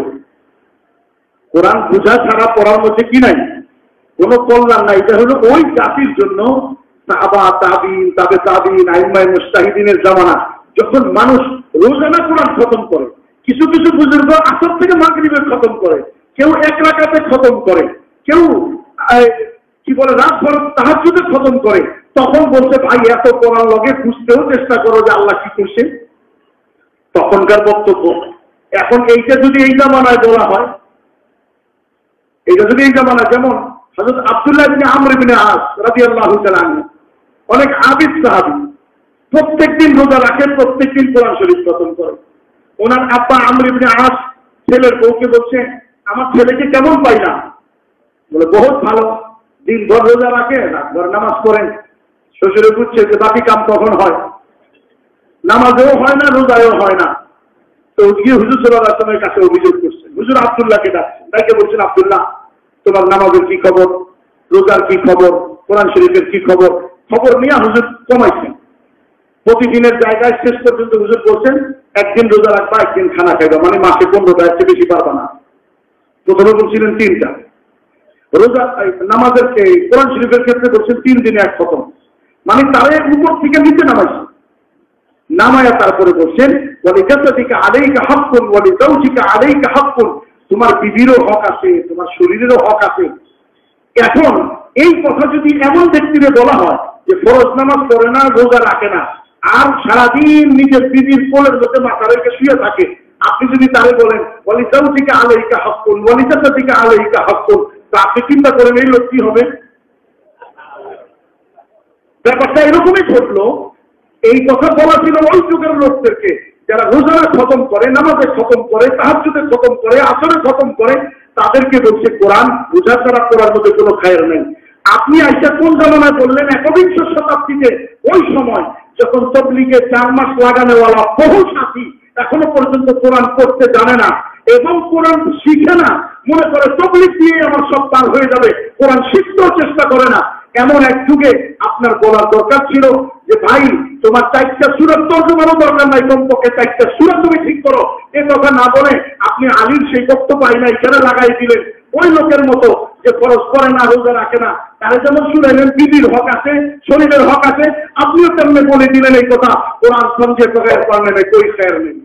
আরে উম্মত কি চিন্তা করবো যে ভাই পারি না, এটাই ভালো আছে, শিক্ষা লাভ হইব কি? কারণ শিক্ষাও তো কোনো লাভ নাই, তারপর আবার তর্জমা শিখতে হবে, এটা তো আমার দ্বারা সম্ভব না। বয়স হয়ে গেছে 60, কবে সূরা ঠিক করবো আর কবে কোরআন ঠিক করবো আর তর্জমা কবে বুঝবো? তো উম্মত তো কোরআন শরীফ ছেড়ে দিবে। আপনি কথা ঠিক কথা শুনাইলেন, এ কথায় তো কোরআন উম্মতের কোরআনের উপরে উঠবে না, কোরআন উম্মত কোরআনকে ছেড়ে দিবে। এই ধরনের বক্তব্যের উপরে ওলামা ইকরামের আপত্তি হলো, হায় হায় উনি এটা কি করতেছেন, উনি এটা কি করতেছেন। ধীরে ধীরে ওলামা ইকরামের তাইদ, ওলামা ইকরামের সমর্থন, ওলামা ইকরাম আশ্চর্যান্বিত হলেন, ওলামা ইকরাম আপত্তি করলেন, মার্কাজের বুজুর্গরা তাকে নিয়ে বুঝাইতে চেষ্টা করলেন। অনেক আমার তবলিগের সাথী ভাইরা যারা ওনাকে মহব্বত খুব বেশি করেন, মহব্বত আমরাও করি, কিন্তু মহব্বতটা 2 রকম আছে, একটা জায়েজ মহব্বত, একটা না জায়েজ মহব্বত। একদম ছেলে একটা মেয়েকে ভালোবাসে, তো হুজুরে 2 জন সাক্ষীতে বিবাহ করাই দিছে, এখন মহব্বতটা হলো জায়েজ মহব্বত। আর এই 2 জনেরই বিবাহের আগ পর্যন্ত যে বিয়ে তো হবে, তো মহব্বত আমরা আগে থেকেই চালু করি, এগুলো না জায়েজ মহব্বত। অথবা তালাকের পরেও মহব্বত বাকি রাখছে, এটাও না জায়েজ মহব্বত। তো ঠিক তেমনি ভাবে মৌলানা সাদ সাহেবকে আমরাও মহব্বত করি, শুধু করি তা না, খোদার কসম মহব্বত করি। আমরা তার মহব্বতে তার কথা শোনার জন্য নিজামুদ্দিন গেছি, নিজের পয়সায় গেছি, কারো পয়সা থেকে কারো কাছ থেকে নিয়ে করে নাই। মসজিদের যে কয় টাকা ওজিফা পাইতাম তার থেকে বাঁচাই, তারপরে নিজামুদ্দিন গেছি, ওনার বয়ান শুনছি, লিখছি, তর্জমা করছি, মুজাকেরা করছি, মহব্বত আমরাও করছি। কিন্তু কিন্তু যখন এসে উলামা ইকরাম বলছে এখন আর মহব্বত করা জায়েজ নাই, তখন আমরা মহব্বতের ওই জায়গায় আমরা কি করছি, বাউন্ডারি দিছি, তালা মারছি যে আগে আর বাড়ানো যাবে না। কিন্তু আমাদের কিছু ভাই না মহব্বতের সিলসিলাকে চালু রাখছেন, তালা মারেন নাই আর ফ্রিজে রাখেন নাই, এটাকে বাকায়দা চালু রাখছেন। তো জায়েজ মহব্বতটা এখন ওনাদের মহব্বতটা না জায়েজের দিকে চলে গেছে। কেন না জায়েজের দিকে গেছে? এই জন্য যে আমাদের ওই ভাইরা কি বলতে চান, আমাদের ওই ভাইরা বলতে চান যে আমরা এটা আদি নাম দিছি ওনাদের। কেন ভাই এটাতে কি হইলো আবার এখানে? ওনারা বলতে চান যে আমরা মাওলানা সাদ সাহেব এবং নিজামুদ্দিনের এতাআত করি। তো এইটা যদি এরকমই হয় যে সমস্ত দুনিয়ার উলামা ইকরাম আমাদেরকে ফতোয়া দিবেন, মাসাইল বুঝাবেন, তাদের রায় পেশ করবেন কোরআনের আয়াত দিয়ে, হাদিস দিয়ে, সিরাত দিয়ে, এরপরেও আমি বলবো যে আপনারা সব পাকিস্তানি, আপনারা সব পয়সাখোর, টাকাখোর, ফেতরাখোর, এইগুলো কইয়া আমি ওনাদের আর ওই জায়গায় মহব্বত করবো। তো এই মহব্বত না যায় যে শুধু নয়, শরীয়তের সত্য ভাষা বলা যাইতে পারে এরকম মহব্বত হারাম, এরকম মহব্বত হারাম, এরকম মহব্বত হারাম। উলামা ইকরাম আর কোরআন আর হাদিসকে বাদ দিয়ে যে মহব্বত করা হয় সে মহব্বত বৈধ নয়, নাজায়েজ মহব্বত। নাজায়েজ মহব্বত দ্বারা যে জিনিস উৎপত্তি সূচক, যে জিনিস উজুদে আসে, এটারে ভালো জিনিস বলে না, এটা অনেক খারাপ জিনিস বলে। নাজায়েজ মহব্বতের ভিতর দিয়ে যেটা পয়দা হয় সেটা ভালো জিনিস পয়দা হয় না। ওনারা বলতে লাগলেন যে আমরা মাওলানা সাদ সাহেবকে এবং নিজামুদ্দিনকে এতাআত করি। আপনারা এতাআতের নাম দিলেন কেন? ওরা তবলিগের থেকে নিজেরা বাইর করে দিলেন, তাহলে আর আমাদের সাথে ঝগড়া করে লাভ কি? বললেই হয়তো আমরা তবলিগ আলা না। আপনি যদি তবলিগওয়ালাই হন তাহলে আপনার নাম আলাদা করে এতাআতই দিলেন কেন? আমরা তো অতীত দেখছি, ইতিহাস দেখছি, আহলে সুন্নাত ওয়াল জামাত থেকে একদল বাইরে হয়ে গেছে সুন্নি বলে। সুন্নতকে হারায়ও নাই, টুপিতেও নাই, দাড়িতেও নাই, বা জামায়ও নাই, কিছুতেই নাই, সুন্নি বলে বাইরে হয়ে গেছে। একদল আহলে সুন্নাত ওয়াল জামাত থেকে বাইরে হয়ে গেছে আহলে হাদিস বলে, অথচ হাদিস তাদের জিন্দেগিতে নাই, হাদিস তাদের মুখেও নাই। একদল বাইরে হয়ে গেছে মুতাজিলা বলে, রাফিজি বলে, খারিজি বলে। নতুন আপনারা বাইরে হয়ে গেলেন নিজেদেরকে এতাআতি বলে। আমরা তো বলি নাই কখনো আপনাদেরকে বাইর হয়েছে, আপনারাই নিজেদেরকে নিজেরা বাইর করে দিলেন। এই কথা বলেন না। এতাআত কেন হবে না? এতাআত আল্লাহ আল্লাহ রসুলের হবে, এতাআত বান্দারও হবে। কতক্ষণ? যতক্ষণ আল্লাহ আল্লাহ রসুলের সাথে মিল থাকবে। স্ত্রী তার স্বামীকে এতাআত করবে, ছেলে তার বাপকে এতাআত করবে, ছাত্র তার শিক্ষককে এতাআত করবে। ঠিক তেমনি ভাবে আমরা স্বাধীন আমাদের আকাবিরদের এতাআত করবো। কতক্ষণ? যতক্ষণ আল্লাহ তার রসুলের খেলাফ কোনো বক্তব্য না হবে, শরীয়তের খেলাফ না হবে। কিন্তু আমাদের ওলামারা আমাদেরকে বুঝাই দিচ্ছেন, আমরা তো জানি না সব জিনিস। আমাদের ওলামা ইকরামের মধ্যে হযরত মাওলানা মুফতি মনসুরুল হক সাহেব, মাওলানা আহমদ শফি সাহেব হুজুর, এমনি ভাবে আমাদের দেশের একটা হীরকখণ্ড হযরত মাওলানা আব্দুল মালিক সাহেব দামাত বারাকাতুহুম মাদ্দা ফুয়ুজুহুম মারকাজুদ দাওয়ার আমিনুত তালিম পরিচালক, উনি পর্যন্ত শেষ 2-4 দিন আগে উনিও বললেন ওনার এখন আর এই সমস্ত বক্তব্যের পরে ওনার এতাআত অনুসরণ বৈধ নয়, জায়েজ নয়। আমাদের বক্তব্য একটাই, সেটা হলো ভাই ওনাকে ওনার জায়গায় রাখতে দেন, ওনাকে ওনার জায়গায় থাকতে দেন। আমরা আপনারাই ওনাকে দোষী সাব্যস্ত করতেছেন, অপমান করতেছেন, লাঞ্ছিত করতেছেন। কিভাবে? এইভাবে দেখেন, আমাদের দেশে গত ইজতেমায় যে আসলো, তিনি আসলেন, তো ওনাকে উলামা ইকরাম বাধা দিচ্ছেন কিনা? উলামা ইকরাম কেন বাধা দিচ্ছেন এটা আম সাথীরা এখন বুঝবে না। তারা উলামা ইকরামকে গালি দিবে, কিন্তু তারা এটা বুঝবে না এটা শরীয়তের একটা মাসআলা, তার আকীদাগত মাসলা। কিয়ামতের দিন আকীদার মাসলায় কোনো ছুটছাট নাই। তো আকীদাগত মাসলা, আর আকীদাগত মাসলা যদি কমি থাকে, ইমাম আবু হানিফা রাহমাতুল্লাহ আলাইহি তার ছাত্র আবু ইউসুফকে বলছেন, কি বলছেন? হ্যাঁ আবু ইউসুফ, ইদা আরাফতা ইনসানান বিশাররি ফালা তাযকুরহু বিহি। কোন মানুষের মন্দ দেখলে মানুষের কাছে সেটা আলোচনা করবে না, বাল তুতলুব মিনহু খায়রান, বরং তার ভেতর থেকে ভালো জিনিস তালাশ করতে চেষ্টা করবে। ইল্লা ফি বাবিদ্দিন, হ্যাঁ দ্বীনের ব্যাপারে যদি কোনো কমি তার মধ্যে দেখো, তুমি যদি দ্বীনের ব্যাপারে তার মধ্যে কোনো কমি দেখো, ফাযকুরহু লিন্নাস, মানুষের কাছে সেটা এলান করে দাও, মানুষকে সেটা জানায় দাও। কাইলা ইয়াত্তাবিউহু ওয়া ইয়াহযারুহু, মানুষ যাতে তার অনুসরণ না করে এবং এ ব্যাপারে তাকে মানুষ ছেড়ে দেয়, যেন আপনার অনুসরণ করা যাবে না। এখন আমাদের এই জ্ঞানটুকু তো আমাদের আছে, কোন জায়গায় অনুসরণ করা যাবে, কোন জায়গায় যাবে না। হযরত মাওলানা আব্দুল মালিক সাহেব, মুফতি মনসুরুল হক সাহেব সহ আমাদের আহলে ইলম আকাবিরগণ এই দৃষ্টিভঙ্গিতে ওনারা বলে দিলেন যে ওনাকে এখন আর অনুসরণ করা যায় না।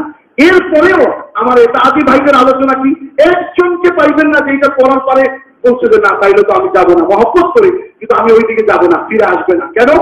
ওনার বক্তব্যটা এরকম যে আমরা কারা, আমরা এটা আদি, ওনাদের সাথে মিলে যায় একটা গ্রুপের সাথে।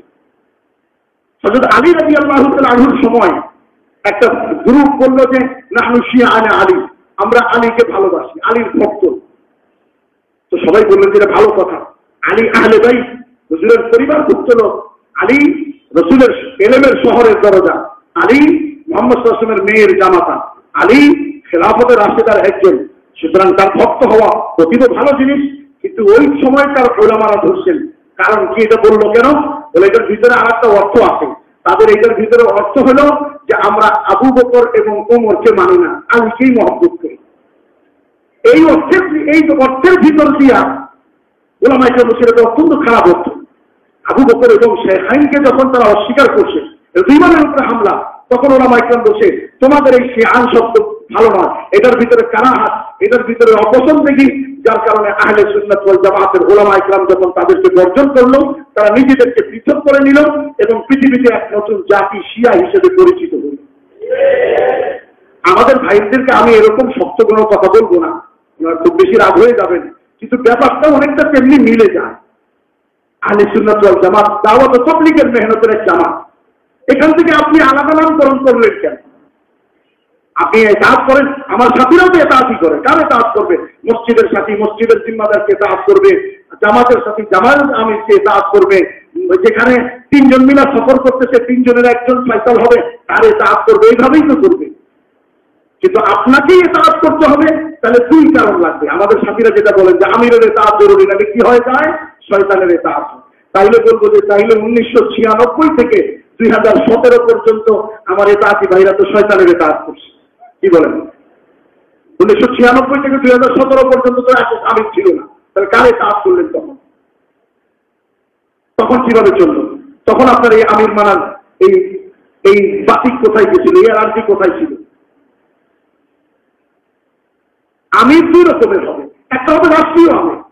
কোন দেশের অধিকাংশ মানুষ মুসলমান, তারা ওই শহরকে ইসলাম মানে তরবারি দিয়ে অথবা যে কোনো ভাবে ওই শহরকে ইসলামের আয়ত্তে নিয়ে আসছে, বিজিত করছে। শহরের সমস্ত মুসলমানরা মিলে রায় দিয়ে একজনকে আমির নিযুক্ত করছে। ওই আমিরের হুকুম মানা জরুরি।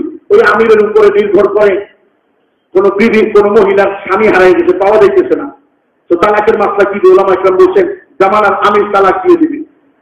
কোন ব্যক্তি তার ওলি, এমন ব্যক্তি মারা গেছে তার কোনো ওলি নাই, তো বলছে আমির তার ওলি। আরাফার ময়দানে 2 ওয়াক্ত নামাজ কায়েম করার জন্য ওই আমির থাকতে হবে বা তার নায়েব থাকতে হবে। জুমার মধ্যেও তেমনি। তাহলে কি মৌলানা সাহাব সাহেব কি এরকম যে আরাফার ময়দানে উনি না থাকলে 2 ওয়াক্ত নামাজ পড়া যাবে না? না, এরকম না। তাহলে কোন ব্যক্তির ওলি না থাকলে উনি তার ওলি, এরকম না? এরকম না। তাহলে বোঝা গেল উনি কি না, উনি আমিরুল মুসলিমিন না, সারা বিশ্বের মুসলমানের আমির না। তাহলে মুসলমানের সবাই ওনাকে মানতে হবে কেন? আচ্ছা বলবেন যে না, তাবলীগের সাথীদের, ঠিক আছে, তাহলে উনি আমিরুল জামাত। আমিরুল জামাত যদি হয়, জামাতের আমির যদি হয়, তাহলে জামাতের পক্ষ থেকে বৈধভাবে তাকে আমির বানাইতে হবে। উনি তো, ওনাকে তো কেউ আমির বানায় নাই। আমাদের সাথীরা এই ব্যাপারে অনেকে না জানার কারণে ওইখানে চুপ হয়ে যান যখন জিজ্ঞাসা করে, আর ওরাও খুব মজবুত ভাবে জিজ্ঞাসা করে। আসলে ব্যাপারটা হলো হযরত মাওলানা এনামুল ইলিয়াস সাহেব রাহমাতুল্লাহ আলাইহি আমির ছিলেন। সংক্ষিপ্ত ইতিহাস গোটাটা, ওনার ইন্তেকালের আগে 6 জনের নাম: শাহ আব্দুল কাদের রায়পুরি, মাওলানা শেখ জাফর আহমদ থানভী আর শেখুল হাদিস মাওলানা জাকারিয়া। 3 জনের কাছে নাম পাঠাইছেন, 6 জনের নাম দিয়েছেন: ইহতিসামুল হাসান কামলভী, সৈয়দ রেজা হাসান, হাফেজ মকবুল হুসাইন, হযরত মাওলানা কারি দাউদ সাহেব, মাওলানা এনামুল হাসান সাহেব, আর আরেকজন হলো এমনিভাবে আরো একজন মকবুল বলছি, মকবুল হুসাইন সাহেব, ইহতিসামুল হাসান কামলভী সাহেব, হযরত মাওলানা সৈয়দ রেজা হাসান সাহেব, মকবুল হুসাইন সাহেব, তারপর মাওলানা ইহতিসামুল হাসান কামলভী, হযরত মাওলানা এনামুল হাসান সাহেব ও আরেকজন যার বলেন মাওলানা ইউসুফ সাহেব রাহমাতুল্লাহ। এই 6 জনের নাম দিয়ে পাঠাইছেন। 6 জনের মধ্যে থেকে মশওয়ারা করে মাওলানা ইউসুফ সাহেবকে আমির নিযুক্ত করা হয়েছে। মাওলানা ইউসুফ সাহেব রাহমাতুল্লাহ আলাইহি আমির নিয়ে চলছে। মাওলানা ইউসুফ সাহেব রাহমাতুল্লাহ আলাইহি ইন্তেকালের পরে হযরত শেখুল হাদিস তখনও জীবিত ছিলেন। তিনি হযরত নদভী রাহমাতুল্লাহ আলাইহি সহ, জাফর আহমদ ওসমানী সহ অন্যান্য ওলামা ইকরামের সাথে পরামর্শ করে যেহেতু ওই 6 জনের মধ্যে এনামুল হাসান সাহেব তখনও জীবিত ছিলেন, তাকে আমির বানাইনি। মনে এনামুল হাসান সাহেবকে আমির বানাই দেওয়ার পরে মেওয়াতিদের মধ্যে কিছুটা খটপট তখনও শুরু হয়েছিল। তাদের ইচ্ছা ছিল আমির মোহাম্মদ ইলিয়াস সাহেবের খানদানের ভিতর থেকেই হোক। এই জন্য তারা যখন একটু গুঞ্জন শুরু করলো, শেখুল হাদিস মাওলানা জাকারিয়া সাহেব তার নাতি অর্থাৎ সাদ সাহেবের আব্বা, সাদ সাহেবের আব্বা হলো শেখের মেয়ের ঘরের নাতি, তো তাকে দিয়ে বললেন তুমি মার্কাজে যাও, মার্কাজে গিয়ে এলান করো যে নানা জান পরামর্শ করে মাওলানা এনামুল হাসানকে আমির বানাইছে, আমিও তার হাতে বয়াত গ্রহণ করছি, সুতরাং তোমরা এই ব্যাপারে কেউ বিরোধিতা করো না। আলহামদুলিল্লাহ ওনার বক্তব্যের পরে পুরা ফেতনা খতম হয়ে গেছে। মাওলানা এনামুল হাসান সাহেব রহমতুল্লাহ আলাইহি চলছেন। মাওলানা এনামুল হাসান সাহেব ওনাদের খানদানের না তা কিন্তু না, সরাসরি না। কারণ মাওলানা এনামুল হাসান সাহেবকে মাওলানা এনামুল হাসান সাহেব বলেন মাওলানা ইলিয়াস রহমতুল্লাহ আলাইহি এক ভাই হলো মাওলানা ইয়াহিয়া সাহেব জাকারিয়া সাহেবের আব্বা, আর এক ভাই ছিল মোহাম্মদ আলী, আর একটা বোন ছিল না, ওই বোনের নাম ছিল হুমায়রা। ওই হুমায়রার ঘরে একটা ছেলে ছিল একরামুল হাসান, আর ওই একরামুল হাসানের ছেলে হলো এনামুল হাসান। একই খানদানের মানুষ, একই খানদানের মানুষ, অর্থাৎ মৌলানা এনামুল হাসান সাহেবের দাদি আর মৌলানা ইলিয়াস সাহেব রহমতুল্লাহ আলাইহি ভাই বোন, দুই ভাই বোন, একই খানদানের মানুষ। তো যখন মৌলানা এনামুল হাসান সাহেবকে জিম্মাদার বানানো হলো, এখানে কিস্সা খতম হয়ে গেল। মৌলানা এনামুল হাসান সাহেব রহমতুল্লাহ আলাইহি হযরত শেখের জীবনের সাথে কিছুটা চিন্তিত ছিলেন, আমার পরে আমির কে হবে। লম্বা ঘটনা, আমি শুধু এইটুকু বলবো, শেখুল হাদিস সাহেব ওনাকে ইশারা দিচ্ছেন মদিনা থেকে মোরাকাবার মাধ্যমে ইজাজত পেয়ে ইশারা দিচ্ছেন যে এখন তুমি মজবুত জামাত বানাও, সুরার মাধ্যমে চলবে, একক আমিরে চলবে না। এটা 82-83 কথা। পরবর্তীতে হযরত রহমতুল্লাহ আলাইহি 1993 সনে মুফতি জয়নুল আবেদিন সাহেব সহ আমাদের হাদিস সাহেব সহ সকলের সামনে রায় পেশ করলেন হজে, এবং হজের পরে ভিসা নিয়ে সকলে নিজামুদ্দিনে আসলেন 1993 সনের আগস্ট মাসে, এবং হযরতজি প্রথমে 8 জনের সুরা বানাইলেন। 8 জনের মধ্যে মুফতি জয়নুল আবেদিন সাহেব, ভাই আফজল সাহেব, মুফতি মাওলানা সাঈদ খান সাহেব, হাজী আব্দুল ওয়াহাব সাহেব, 4 জন পাকিস্তান, 1 জন বাংলাদেশের হাজী আব্দুল মুকিত সাহেব, 3 জন নিজামুদ্দিন থেকে, মাওলানা ওমর পালন করি, মাওলানা ইজহারুল হাসান, মাওলানা জুবাইরুল হাসান, এই 8 জন হলো। এরপরে হযরতজি বলছেন তুম 8 মেরে সুরা हो इनके साथ को और शामिल कर लो, মিয়াজি মেহরাব এবং মাওলানা সাদ, এই 2 জনকে শামিল করে নাও, তোমরা 10 জন সুরা। হযরতজি জীবদ্দশায় 1994 সনে এই 10 জন সুরা চলতে লাগলো। মাওলানা সাঈদ খান সাহেব হযরতজিকে বলছে, হযরতজি আপনি তো ফায়সালা করতেছেন, কিন্তু যখন আপনি থাকবেন না কিংবা আপনার ওফাত হয়ে গেলে তখন আমরা কাজ কিভাবে সামলাবো? হযরতজি বলছেন তোমরা আপসে মিলে যে কোনো একজনকে ফায়সাল বানায় কাজ নিয়ে আগে বাড়তে থাকবে। এইভাবে 1994 সনে চললো। 1994-95 জুন পর্যন্ত এই 10 জন সুরা সব দেশের ইজতেমা, সব দেশের জোর, সব দেশ সামলাইলেন, ইজতেমা সামলাইলেন। আমাদের ইজতেমা তো এরকমই আসছেন। 1995 সালে জুন মাসের 10 তারিখে, মহররমেরও 10 তারিখ, 10ই মহররম, আশুরার দিন, শুক্রবার দিন হযরত মাওলানা এনামুল হাসান সাহেব ইন্তেকাল করছে। আমি ওই দিন সৌভাগ্যবশত নিজামুদ্দিনে ছিলাম, হযরতজির কয়েক কাতার পেছনে ছিলাম। হযরতজি ইন্তেকাল করলেন। হযরতজি ইন্তেকালের পরে পাকিস্তানের ওই 4 জন, আব্দুল ওয়াহাব, সাঈদ খান, মুফতি জয়নুল আবেদিন এবং ভাই আফজল সাহেব, এই 4 জন, আমাদের হাজী আব্দুল মুকিত সাহেব, এই 5 জন নিজামুদ্দিনে গেলেন। নিজামুদ্দিনের 5 জন তো ছিলেন। এই 10 জন মিলে 3 দিন পর্যন্ত মশওয়ারা করলেন। 3 দিন মশওয়ারা করে কোনো সিদ্ধান্তে পৌঁছতে না পারায় তৃতীয় দিন মিয়াজি মেহরাব রহমতুল্লাহ আলাইহি ওই জামাতের জিম্মাদার ছিলেন, মানে ফয়সাল ছিলেন। ওই দিন তাৎক্ষণিক মজলিসের ফয়সাল।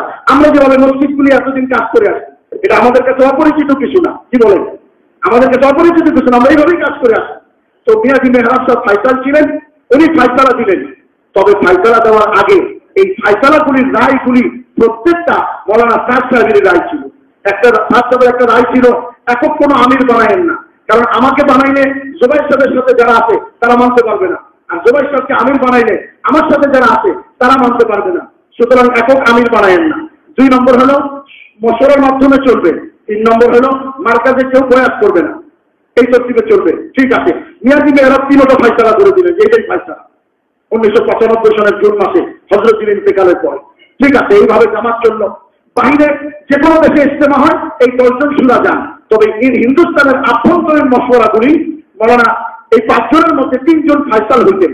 একটা হলো মাওলানা সাদ সাহেব, মাওলানা জুবাইরুল হাসান সাহেব এবং হযরত কি বলে মাওলানা ইজহারুল হাসান সাহেব, মাওলানা জুবাইরুল হাসান সাহেব, মাওলানা সাদ সাহেব, এই 3 জন ফয়সাল হইতেন।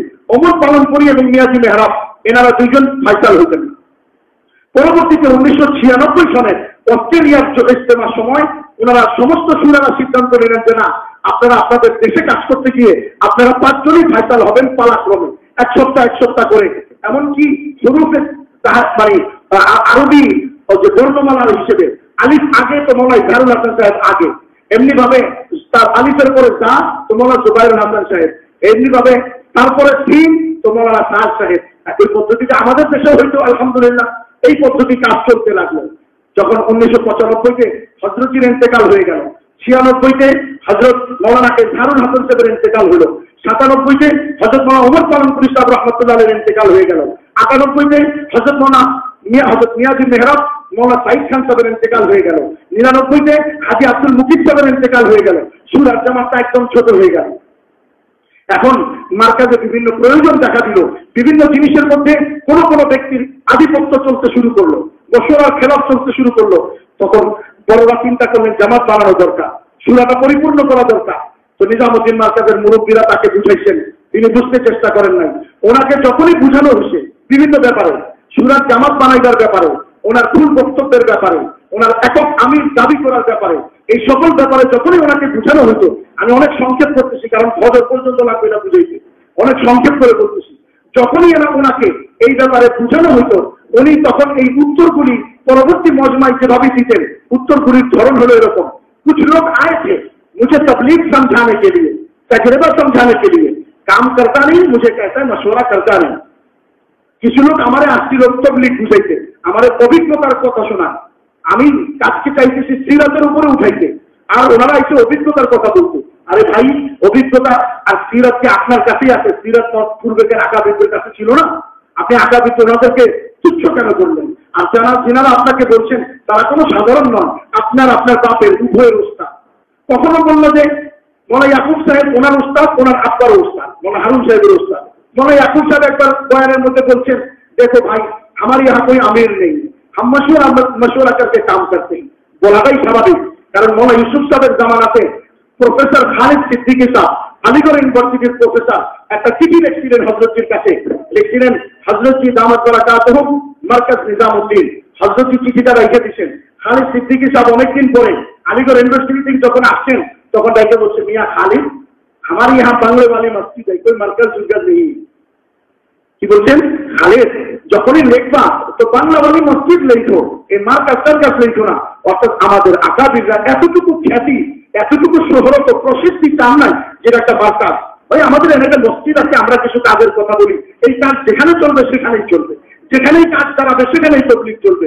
সুতরাং এটাকে মার্কাজ, এখানে আসতে হবে, এটাই সবকিছু, এরকম করো না। কিন্তু উনি কিন্তু এর বিপরীতই করলেন। হযরত মাওলানা যখন নাকি বললেন যে আমাদের এখানে কোনো আমির নাই, এই কথা বলাতেই উনি পরক্ষণেই উনার মজমা যখন আসলো বয়ানের, উনি বড় মজমায় বললেন, कुछ लोग कहते हैं यहाँ मरकज में आमिर नहीं है, जो कहते हैं वो जाहिल हैं, वो जाहिल हैं। মূর্খ করলেন কারে? নিজের উস্তাদরে, নিজের বাপের উস্তাদরে। যদি তাই হয় আমরা ওলাল ফরকান ধরে নেই যে মৌলানা ইয়াকুব সাহেব যদি জাহিল হন তাহলে আপনি জাহিলের শাগিরদার কি হবেন, এটাও আমাদের আর কিছু বলার অপেক্ষা রাখে না। কিন্তু আপনি যাদেরকে জাহিল বলছেন তারা জাহিল নন, তারা আপনার বাবারও উস্তাদ। আমরা জানি ওলামা ইকরামরা, আমরা জানি আহলে ইলমরা এই কথা যে মাদ্রাসা জগতে একজন ছাত্র তার শিক্ষকের সাথে বেয়াদবি করা মানুষ হত্যা করার চেয়ে বেশি বড় অপরাধ। তিনি সেটাও করলেন, ওস্তাদকে আহমদ বললেন, কাউকে গাধা বললেন, কাউকে বেওকুফ বললেন ইত্যাদি। বড়রা যখন বুঝাইতে শুরু করছে উনি এই ধরনের, তো বড়রা চিঠি লিখতে শুরু করছে যে কথা তো শুনে না, তাহলে লম্বা চিঠি লিখি। তো খালিদ সিদ্দিকী সাহেব চিঠি লিখলেন, নাজর আলী খান সাহেব চিঠি লিখলেন, ইব্রাহিম সাহেব চিঠি লিখলেন, আহমদ রাজ সাহেব চিঠি লিখলেন, মৌলানা ইয়াকুব সাহেব চিঠি লিখলেন, পাকিস্তান থেকে হাবিবুল্লাহ মুখতার সাহেব চিঠি লিখলেন। এই ধরনের আকাবিদা চিঠি চিঠি চিঠি চিঠি চিঠি, আর উনি সব রেখে দিলেন। পরবর্তীতে এই চিঠি কিতাব আকারে বের হয়েছে। আমার কাছে চিঠির একটা কপিও আছে, মাজমুআয়ে কুতুব। এই চিঠির বাংলাও বের হয়ে যাচ্ছে অচিরেই। তো উনি এই একদিক থেকে ওনার আকাবিরদেরকে উপেক্ষা করলেন, ওলামা ইকরামের জামাতকে উপেক্ষা করলেন, সকল মানুষের সাথে তার আচরণ বিধি একরকম হয়ে গেল। তবলিগের নেহাজের খেলাফ করলেন। তবলিগের কাজ ছিল মশওয়ারা মোতাবেক, উনি মশওয়ারার খেলাফ। ফাজাইলে আমালকে ধীরে ধীরে সরাই এই কথাটা বলবো না, এটা অটোমেটিকলি ভিতরগত। উনি মুনতাকাব হাদিসকে চালু করলেন। মুনতাকাব হাদিসের লম্বা কিস্সা আছে, শুধু এতটুকু বলি, মুনতাকাব হাদিসের শুরুতে মৌলানা ইউসুফ সাহেবের নাম তো ঠিক আছে, কিন্তু মৌলানা সাদ সাহেবের নাম কোনোভাবেই প্রযোজ্য নয়, কারণ মৌলানা সাদ সাহেব এখানে কোনো হাদিসকে জমা করেন নাই। এই কিতাবটা তিনি পাকিস্তানের মৌলানা বেলাল করাচি সহ এক জামাতকে দিয়ে লেখাইছেন, পরবর্তীতে নিজের নাম সেখানে সংযোজন করছেন। তো এই মুনতাখাব হাদিসকে তিনি মশওয়ারার খেলাফ, কোন সুরের সাথে মশওয়ারা করেন নাই, এককভাবে এই কিতাব চালু করছেন। আমরাও এই কিতাবের তালিম করছি, কিন্তু মেরে মোহতারাম আজিজ দোস্ত, ব্যাপারটা হলো উনি চাইলেন যে সব হযরতিরা কি করছেন আমিও কিছু চালু করি। উনি মশওয়ারার খেলাফ দাওয়াত তালিম ইস্তেকবালকে চালু করলেন, মশওয়ারার খেলাফ মসজিদের বাইরে দাওয়াত দেওয়াকে সুন্নতের খেলাফ বলতে শুরু করলেন। উনি মেয়েদের মধ্যে রোজানা 5টা কাজ চালু করলেন। মেয়েরা ঘরে তালিম করবে, কোরআনে পাকের মস্ত করবে, রোজানা মশওয়ারা করবে, রোজানা তশকিল করবে। আরে ভাই, ঘরে রোজানা তশকিল করে রোজানা ঘরে যা আছে সব কি বাইরে পাঠাই দিবে? ডেলি তশকিল করে ঘর কি খালি করে ফেলবে? আর রোজানা কোরআন শরীফ পড়তে গেলে মেয়েদের বিভিন্ন রকমের হালত থাকে। একসময় কোরআন শরীফ পড়বে, আর একদিন পড়বে না। তো ছোট বাচ্চাকে বড় আপু পড়ে না কেন, আম্মা কোরআন শরীফ পড়ে না কেন? পড়লে হারাম হবে, না পড়লে লজ্জা হবে। আপনি বড়রা গিয়ে তারা বুঝাইলো, ভাই তুমি এই কাম করো না, আমাদের অভিজ্ঞতা বলতেছে। উনি আবারও সেই কথা যে লোক আমার অভিজ্ঞতার কথা শোনায়। তো উনি মশওয়ারা ছাড়া মেয়েদের 5 কাজ, মশওয়ারা ছাড়া মুনতাখাব হাদিস, মশওয়ারা ছাড়া দাওয়াত তালিম ইস্তেকবাল, অথচ তাবলীগের মেহনতের এক একটা জুজ, এক একটা অংশ, এক একটা কদম মশওয়ারার সাথে চলছে। তাবলীগের মেহনতে মহল্লা যদি লম্বা হয় তাহলে কাজ কেমন হবে? শেষ প্রান্ত থেকে দাওয়াত দিতে দিতে মসজিদের দিকে আসবে। বলে কেন?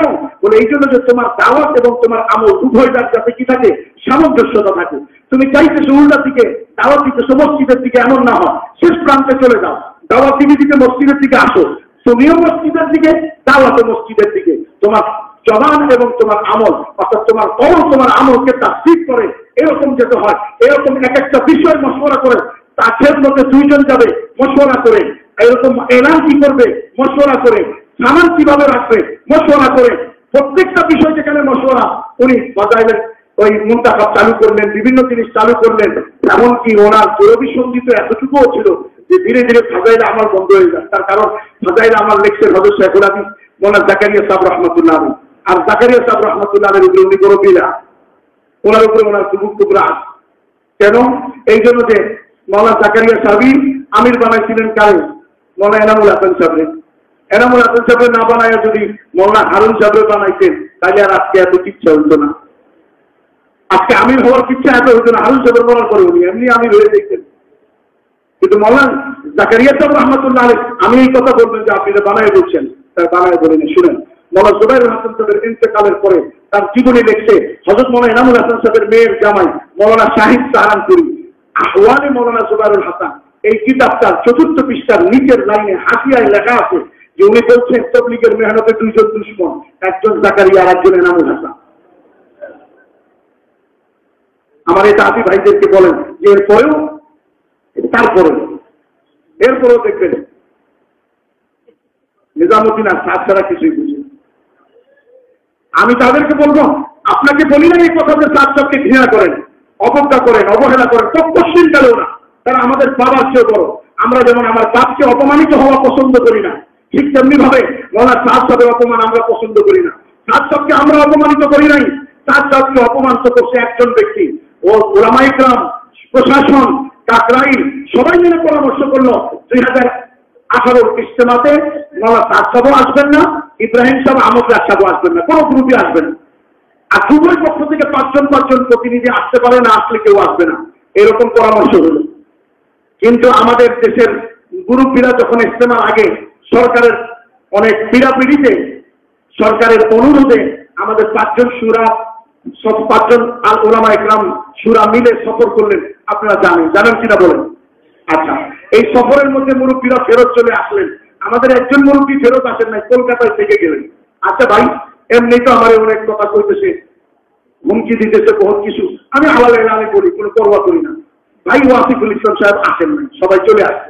উনি বললেন ওনার কোনো আত্মীয় স্বজন আছে ওইখানে, তাদের সাথে দেখা করার জন্য থেকে গেলেন। আসলে উনি সাদ সাহেবের পাসপোর্টটা দিল্লি থেকে সাথে করে নিয়ে আসছেন। মুরব্বীরা যখন দেশে ঢুকে গেলেন, উনি কলকাতা থেকে সাদ সাহেবের ভিসা করাইলেন এবং এই পাসপোর্ট নিজামুদ্দিনে ফেরত পাঠাইলেন।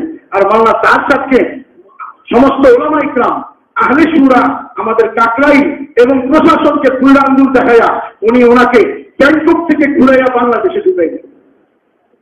তো মাওলানা সাদ সাহেবের এরপরে যে বিশ্ব এয়ারপোর্টে বসে এইটাতে আমরা মনে করি মৌলানা সাহেব সাহেবকে অপমান করার পিছনে ওলামা ইকরাম অপমান করেন না। ওলামা ইকরাম তো বসে, হুজুর আপনি ফেরত চলে যান, আপনি আপনার বক্তব্য থেকে ফিরে আসলে আমরা পাগড়ি বিছাই দিব। অপমান তো করলো যে তাবলীগের মশওয়ারার খেলাফ করে এই লোকটাকে আসছে। আমরা জাতির কাছে, প্রশাসনের কাছে, তাবলীগের ভাইদের কাছে, নেতাজি ভাইদের কাছেও আমরা বিচার পেশ করলাম। আপনারা বিচার করবেন আমাদের পিতৃতুল্য মৌলানা সাহেব সাহেবকে দেশে এনে যারা অপমান করছে, আমরা তাদের বিচার চাই। মেরে মহতারাম আজিজ দোস্ত, এখন শুনাই নিজাম যখন দেখলো যে দুর্বল হয়ে গেছে, মাত্র 2 জন, মৌলানা সাহেব সাহেব, জুবাইরুল হাসান সাহেব, সমস্ত বুজুর্গরা জুবাইর সাহেবকে বললেন যে উনি কথা তো শুনতে চায় না, আপনি বলেন তাকে। মানে জুবাইর সাহেব বললেন সাহেব সাহেবকে, भाई शुरा की जमात की तकमील कर लेनी चाहिए, जमात परिपूर्ण करा दरकार। उन्हीं की बोलने लोग मजमा तुम्हारे और हमारे पास आते हैं, मजमा तुम्हारे और हमारे पास आते हैं, इसमें दोस्तों को अहमियत देने की क्या जरूरत है। बाबा মানে আমাদের সাথীরা বুঝে নাই তো বাংলাই বলুন, বলছে মানুষ তোমার আমার কাছে আসে, আবার এনে আরেকজনকে ঢুকাইয়া সম্মান ভাগ করার কি দরকার? তুমি আর আমি তো আছি যথেষ্ট, বুঝেন নাই?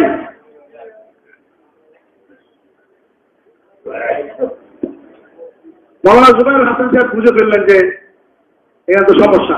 তবে মৌলানা জুবাইর হাসান সাহেব আপনারা দেখছেন যে কিরকম মোটা ছিল। আমি তো বলি যত শরীর মোটা তার শরীর ছিল, তার চেয়ে বড় তার দিল ছিল। এই দিল দিয়ে তিনি এই চেষ্টাকে দফা করে গেছেন। কোনোদিন দেয়ালের বাইরে কাউরে জানতে দেন নাই, হজম করে গেছে। আল্লাহ তারা হজম শক্তি দিয়েছিলেন। এই পম্প থাকছে তার মৌতের পরে 2014 পর। কিন্তু এর আগে ওই ঘটনা মার্কাজে ঘটতেছে 96 থেকে। সর্বশেষ আমাদের আকাবিররা দেখলেন যে এখন তো মশওয়ারার খেলা, ওলামাদের আহমিয়তের খেলা চারিদিক থেকে চলতেছে, কি করা যাইতে পারে। ওনারা পরামর্শ করলেন যে ভাই সুরার জামাতটাকে পরিপূর্ণ করা দরকার। মজবুত হযরতজি যেমন 10 জন বানাইছিলেন, 10টা একটা সংখ্যা পরিপূর্ণ, 10-12 জনের একটা সুরার জামাত বানানো দরকার। তো হযরত মাওলানা সাহেব সাহেবকেও দাওয়াত দিয়ে নিয়ে গেলেন। 2015 নভেম্বরে পাকিস্তানের রাইভেল ইজতেমাতে সমস্ত আকাবিররা গেলেন। সেখানে সমস্ত আকাবিররা, পৃথিবীর প্রায় 87 দেশের মুরব্বীরা সেখানে ছিলেন। সবার রায় নিয়ে চিন্তা ভাবনা করে 13 জনের সুরার এক জামাত বানানো হলো। হযরত এইটাকেই পরবর্তীতে একটা চিঠি আসছিল না হাজী সাহেবের, এই চিঠিটা মৌলানা জুবাইর সাহেব পড়ছেন, এটা অপরাধ হয়ে গেছে। সেই চিঠির মধ্যে বলা ছিল যে হযরতজির বানানো জামাতটাকে পরিপূর্ণ করা হোক। মানে কি, যে হযরতজি তো 13 জনের 10 জনের বানাইছিলেন, তো 10 জনের সবাই মরে গেছে, বাকি রয়েছে কয়জন? 2 জন। এইদিকে মৌলানা সাহেব সাহেব, ওদিকে হাজী সাহেব, জামাতটা পরিপূর্ণ করা দরকার। এটাই হাজী সাহেব বলছিলেন, আর কিছু না। 2015 ইজতেমাতে 13 জনের সুরার জামাত বানানো হলো। মৌলানা জিয়াউর রহমান পাকিস্তানের, হযরত মৌলানা ওবায়দুল্লাহ খুরশিদ সাহেব, মৌলানা জমশেদ সাহেবের ছেলে, এমনি ভাবে হযরত হাজী আব্দুল ওয়াহাব সাহেব, তারপরে এরকম ভাবে আমাদের দেশের থেকে 3 জন, মৌলানা রবিউল হক সাহেব, মৌলানা জুবাইর সাহেব, ভাই ওয়াসিফুল ইসলাম সাহেব, এরকম ভাবে হিন্দুস্তান থেকে মিলাইয়া মোট 13 জনের জামাত বানানো হলো। 13 জনের মধ্যে 11 জন সুরা একমত, ঠিক আছে হযরতজির সেই, আমরা নতুন সুরা নই, হযরতজির বানানো সুরার জামাতটা ছোট হয়ে গেছিল, আমরা সেটাকে আবার একটু বৃদ্ধি করে নিলাম। কাজ আবার ওই সুরাই নিজামের সাথে 1995 পর থেকে 2017 পর্যন্ত যেভাবে চলছে, কাজ ওইভাবেই চলবে। সকলে একমত হলো, 2 জন একমত হইতে পারলেন না। তার মধ্যে প্রথম হলো আমাদের ভাই ওয়াসিফুল ইসলাম সাহেব, দ্বিতীয় মৌলানা সাহেব সাহেব। এখন আপনারা বলেন ইনসাফের সাথে, আলহামদুলিল্লাহ এই 11 জন সুরা এখন একমত আছে। মৌলানা ইব্রাহিম সাহেব সহ, আহমদ রাজ সাহেব সহ, ইয়াকুব সাহেব সহ, ইসমাইল গোবরা সাহেব সহ সমস্ত সুরাই নিজামের সাথে পুরা দুনিয়ার অধিকাংশ জায়গা, সব তো বলবো না, কারণ মহব্বতের ভাইদেরও দৌড়াদৌড়ি অনেক বেশি, তাদের জায়গাও অনেক বেশি, জিম্মাদারি অনেক কিছু তাদেরও আছে। কিন্তু অধিকাংশ দেশ এই সুরাই নিজামের সাথে, পর্তুগাল, ইউরোপের মশওয়ারা হলো, ইংল্যান্ডের মশওয়ারা হয়েছে, জর্ডানের ইজতেমা হয়েছে, ইংল্যান্ডের ইজতেমা হয়েছে, এই সব সুরাই নিজামের অধীনে হয়েছে। জর্ডান থেকে বলে দিতে চাচ্ছেন মেহেরবান আদমের সাথে, মেহরবানি করে আপনিও আসছেন না, আপনার কোনো জামাত কেউ পাঠাবেন না। ইংল্যান্ডের ইজতেমা, প্যারিসের ইজতেমা, ফ্রান্সের প্যারিসের ইজতেমা, সব জায়গায় সুরাই নিজামের অধীনে হয়েছে। আলহামদুলিল্লাহ আমাদের দেশে গত ইজতেমার পরে যেখানে ওলামা মাশায়েখের পক্ষে রায় দেওয়া যায় নাই, 3 অগ্নি, রাত অগ্নি, ঘন্টায় ঘন্টায়, এখন বলবো মুহূর্তে মুহূর্তে আলহামদুলিল্লাহ সারা দেশের রক্ত লাগানো সাথীরা ওলামা মাশায়েখের প্ল্যাটফর্মে জমা হয়ে গেছে। ইনশাআল্লাহ আপনাদের কাছেও দাবি, নারায়ণগঞ্জে উল্লেখযোগ্য জেলা, সারা দেশ জানে এই কথা, এমন এক জেলা যারা লিখিত প্রথমে বলছে যে আমরা ওলামা মাশায়েখের সাথে আছি। আমাদের ওই দিকের ভাইরা কি বলে, আমাদের সাথে আলেম, কথার মধ্যেই দ্বন্দ্ব। আমাদের এই দিকের ভাইরা কি বলেন, আমরা আলেমদের সাথে আছি, আর ওনারা কি বলেন, আমাদের সাথেও আলেম আছে। আপনার লোকে আলেম থাকবে, আপনি কি আলেম বেচেন না কিনেন? আর সাধারণ মানুষ আলেমের সাথে থাকবে, এটা ঠিক আছে, কিন্তু আপনার লোকে আলেম থাকে, আমাদের সাথেও আলেম আছে, মানে কি পয়সা দিয়ে পুষেন, তাইলে আমাদের সন্দেহ হচ্ছে। দ্বিতীয় কথা হলো, আপনার সাথেও আলেম আছে, কারা আছে? একজন আলেম দেখান যে আলেম তার তাকওয়া, তাহারাত, সুহদ, কানাআত, ইলম, পরিপক্কতা, তার জ্ঞান, গুণ, সিফাত, তাকওয়া, বিনয়, নম্রতা, আজিজি, ইনকিসারি সিফাত দিয়ে একজন আলেম দেখান যার উপরে পুরা উম্মত মর্যাদা, যার উপরে পুরা উম্মত আস্থা রাখে, একজন দেখান, একজনও নাকি। তাদের এমন কিছু সংখ্যক তাদের পরিচয় কেউ জানে না, আর যদি একটা দুটা পরিচয়ওয়ালা আইনাও থাকে, তো পরিচয়ওয়ালা বিভিন্ন সময় বিভিন্ন জায়গায় দোষী আগে হইয়াই আছে, কখনো রাস্তার মোড়ে, কখনো এইদিকে ওইদিকে বহু জায়গায় দাবি হয়েছে, তার কথা কই আমাকে শোনাইয়া লাভ নাই। তার এমনি আমরা বাহবা দিই, মারহাবা দিই, কিন্তু তার কথা আমাদের কাছে মতাবার নয়, আমাদের ওলামাদের কাছে। আমাদের দেশের এক টেকনাফ থেকে তেতুলিয়া পর্যন্ত যত আলেম, স্থানীয় মতাবাদ, জেলার মতাবাদ, দেশের মতাবাদ, রাজধানীর মতাবাদ, এমনকি সারা বিশ্বের সমস্ত ওলামা ইকরাম যারা মতাবাদ বিশ্ববাসীর কাছে, তকি ওসমানী, রফি ওসমানী, খলিলুর রহমান সাজ্জাদ নোমানী, সালমান নদভী, এই ধরনের আলেমরাও সব এক প্ল্যাটফর্মে আছে। সুতরাং আমাদের আম সাথী ভাইদের জন্য আমার এলান এক দাওয়াত, আল্লাহ পাক কোরআনে বলছেন, ফাসআলু আহলা যিকরি ইন কুনতুম লা তা'লামুন। যদি না জানো, যারা জানে তাদের কাছে আত্মসমর্পণ করো, হুজুর যা বলবেন তাই। যদি তার কথা অনুযায়ী আমল করো, ঠিক করলেও পয়সা দেবা, ভুল করলেও পয়সা দেবা। কিয়ামতের দিন আল্লাহরে বলবো, আল্লাহ আমি হুজুরের কথা শুনি না, তার তাকওয়া, তার ইলম সবকিছুতে আমার বড় আস্থা ছিল, আমি তার সাথে পরামর্শ করে কাজ করছি, কামটা ঠিক করলে আমার জীবনের সমস্ত নেকি হুজুরেও দেন, আমারও দেন, আর যদি ভুল করে থাকি হুজুরে আলাদা করে ধরেন, আমার ছেড়ে দেন, আমি যাই। আর দ্বিতীয় তশকিল হলো হালকার পরামর্শ, যা থানার সব গুজারি, জেলার সব গুজারি, জিল্লার জামাত পাঠানো, ঘর ঘর দাওয়াত দেওয়া, ঘর ঘর দাওয়াত দেওয়া, ব্যক্তি ব্যক্তিকে দাওয়াত দেওয়া, দোকানে দোকানে দাওয়াত দেওয়া, এইটাকে ছাড়েন। এই কথা বলতে গিয়ে দাওয়াতকে ছেড়েন না, যে দাওয়াতকে ছাড়বে সে ক্ষতিগ্রস্ত হয়ে যাবে। মেহনতকে ছাড়া যাবে না, কোনো অবস্থাতেই মেহনতকে ছাড়া যাবে না। এই জন্য দাওয়াতকে বাড়ান, গাছকে বাড়ান, ঘর ঘর দাওয়াত, ছোট্ট ডোর ম্যান টু ম্যান যে কথা আগে বলা হতো, এটাই মূল। দোকানে দোকানে ব্যক্তি ব্যক্তির কাছে যাই, দাওয়াতে সব পূজারির টাকাটা পুরা করি, এমনি ভাবে না মার্কেটের টাকাটাকে পুরা করি, আলমী টাকাটাকে পুরা করি, নিজেকে পেশ করি যে আমি বিদেশের জন্য, চিল্লার জন্য, মার্কেটের টাকাদের জন্য পূরণ করার জন্য আমাকে যত বলা হবে, আমি সমস্ত টাকাটা পুরা করার জন্য আমার জান প্রাণ দিয়ে চেষ্টা করবো। তৈরি আছি তার জন্য ইনশাআল্লাহ। আল্লাহ আমাকে আপনাকে আমলের তৌফিক দান করেন। ভাই মুরব্বীরা এলান করবেন, আমাদের স্থানীয় কোনো বুজুর্গ ইনশাআল্লাহ দোয়াও করবেন। মেহরবানি করে কেউ উঠবেন না, কিছু এলান আর দোয়া ইত্যাদি করে মজমা খতম হবে, তারপরে এর আগে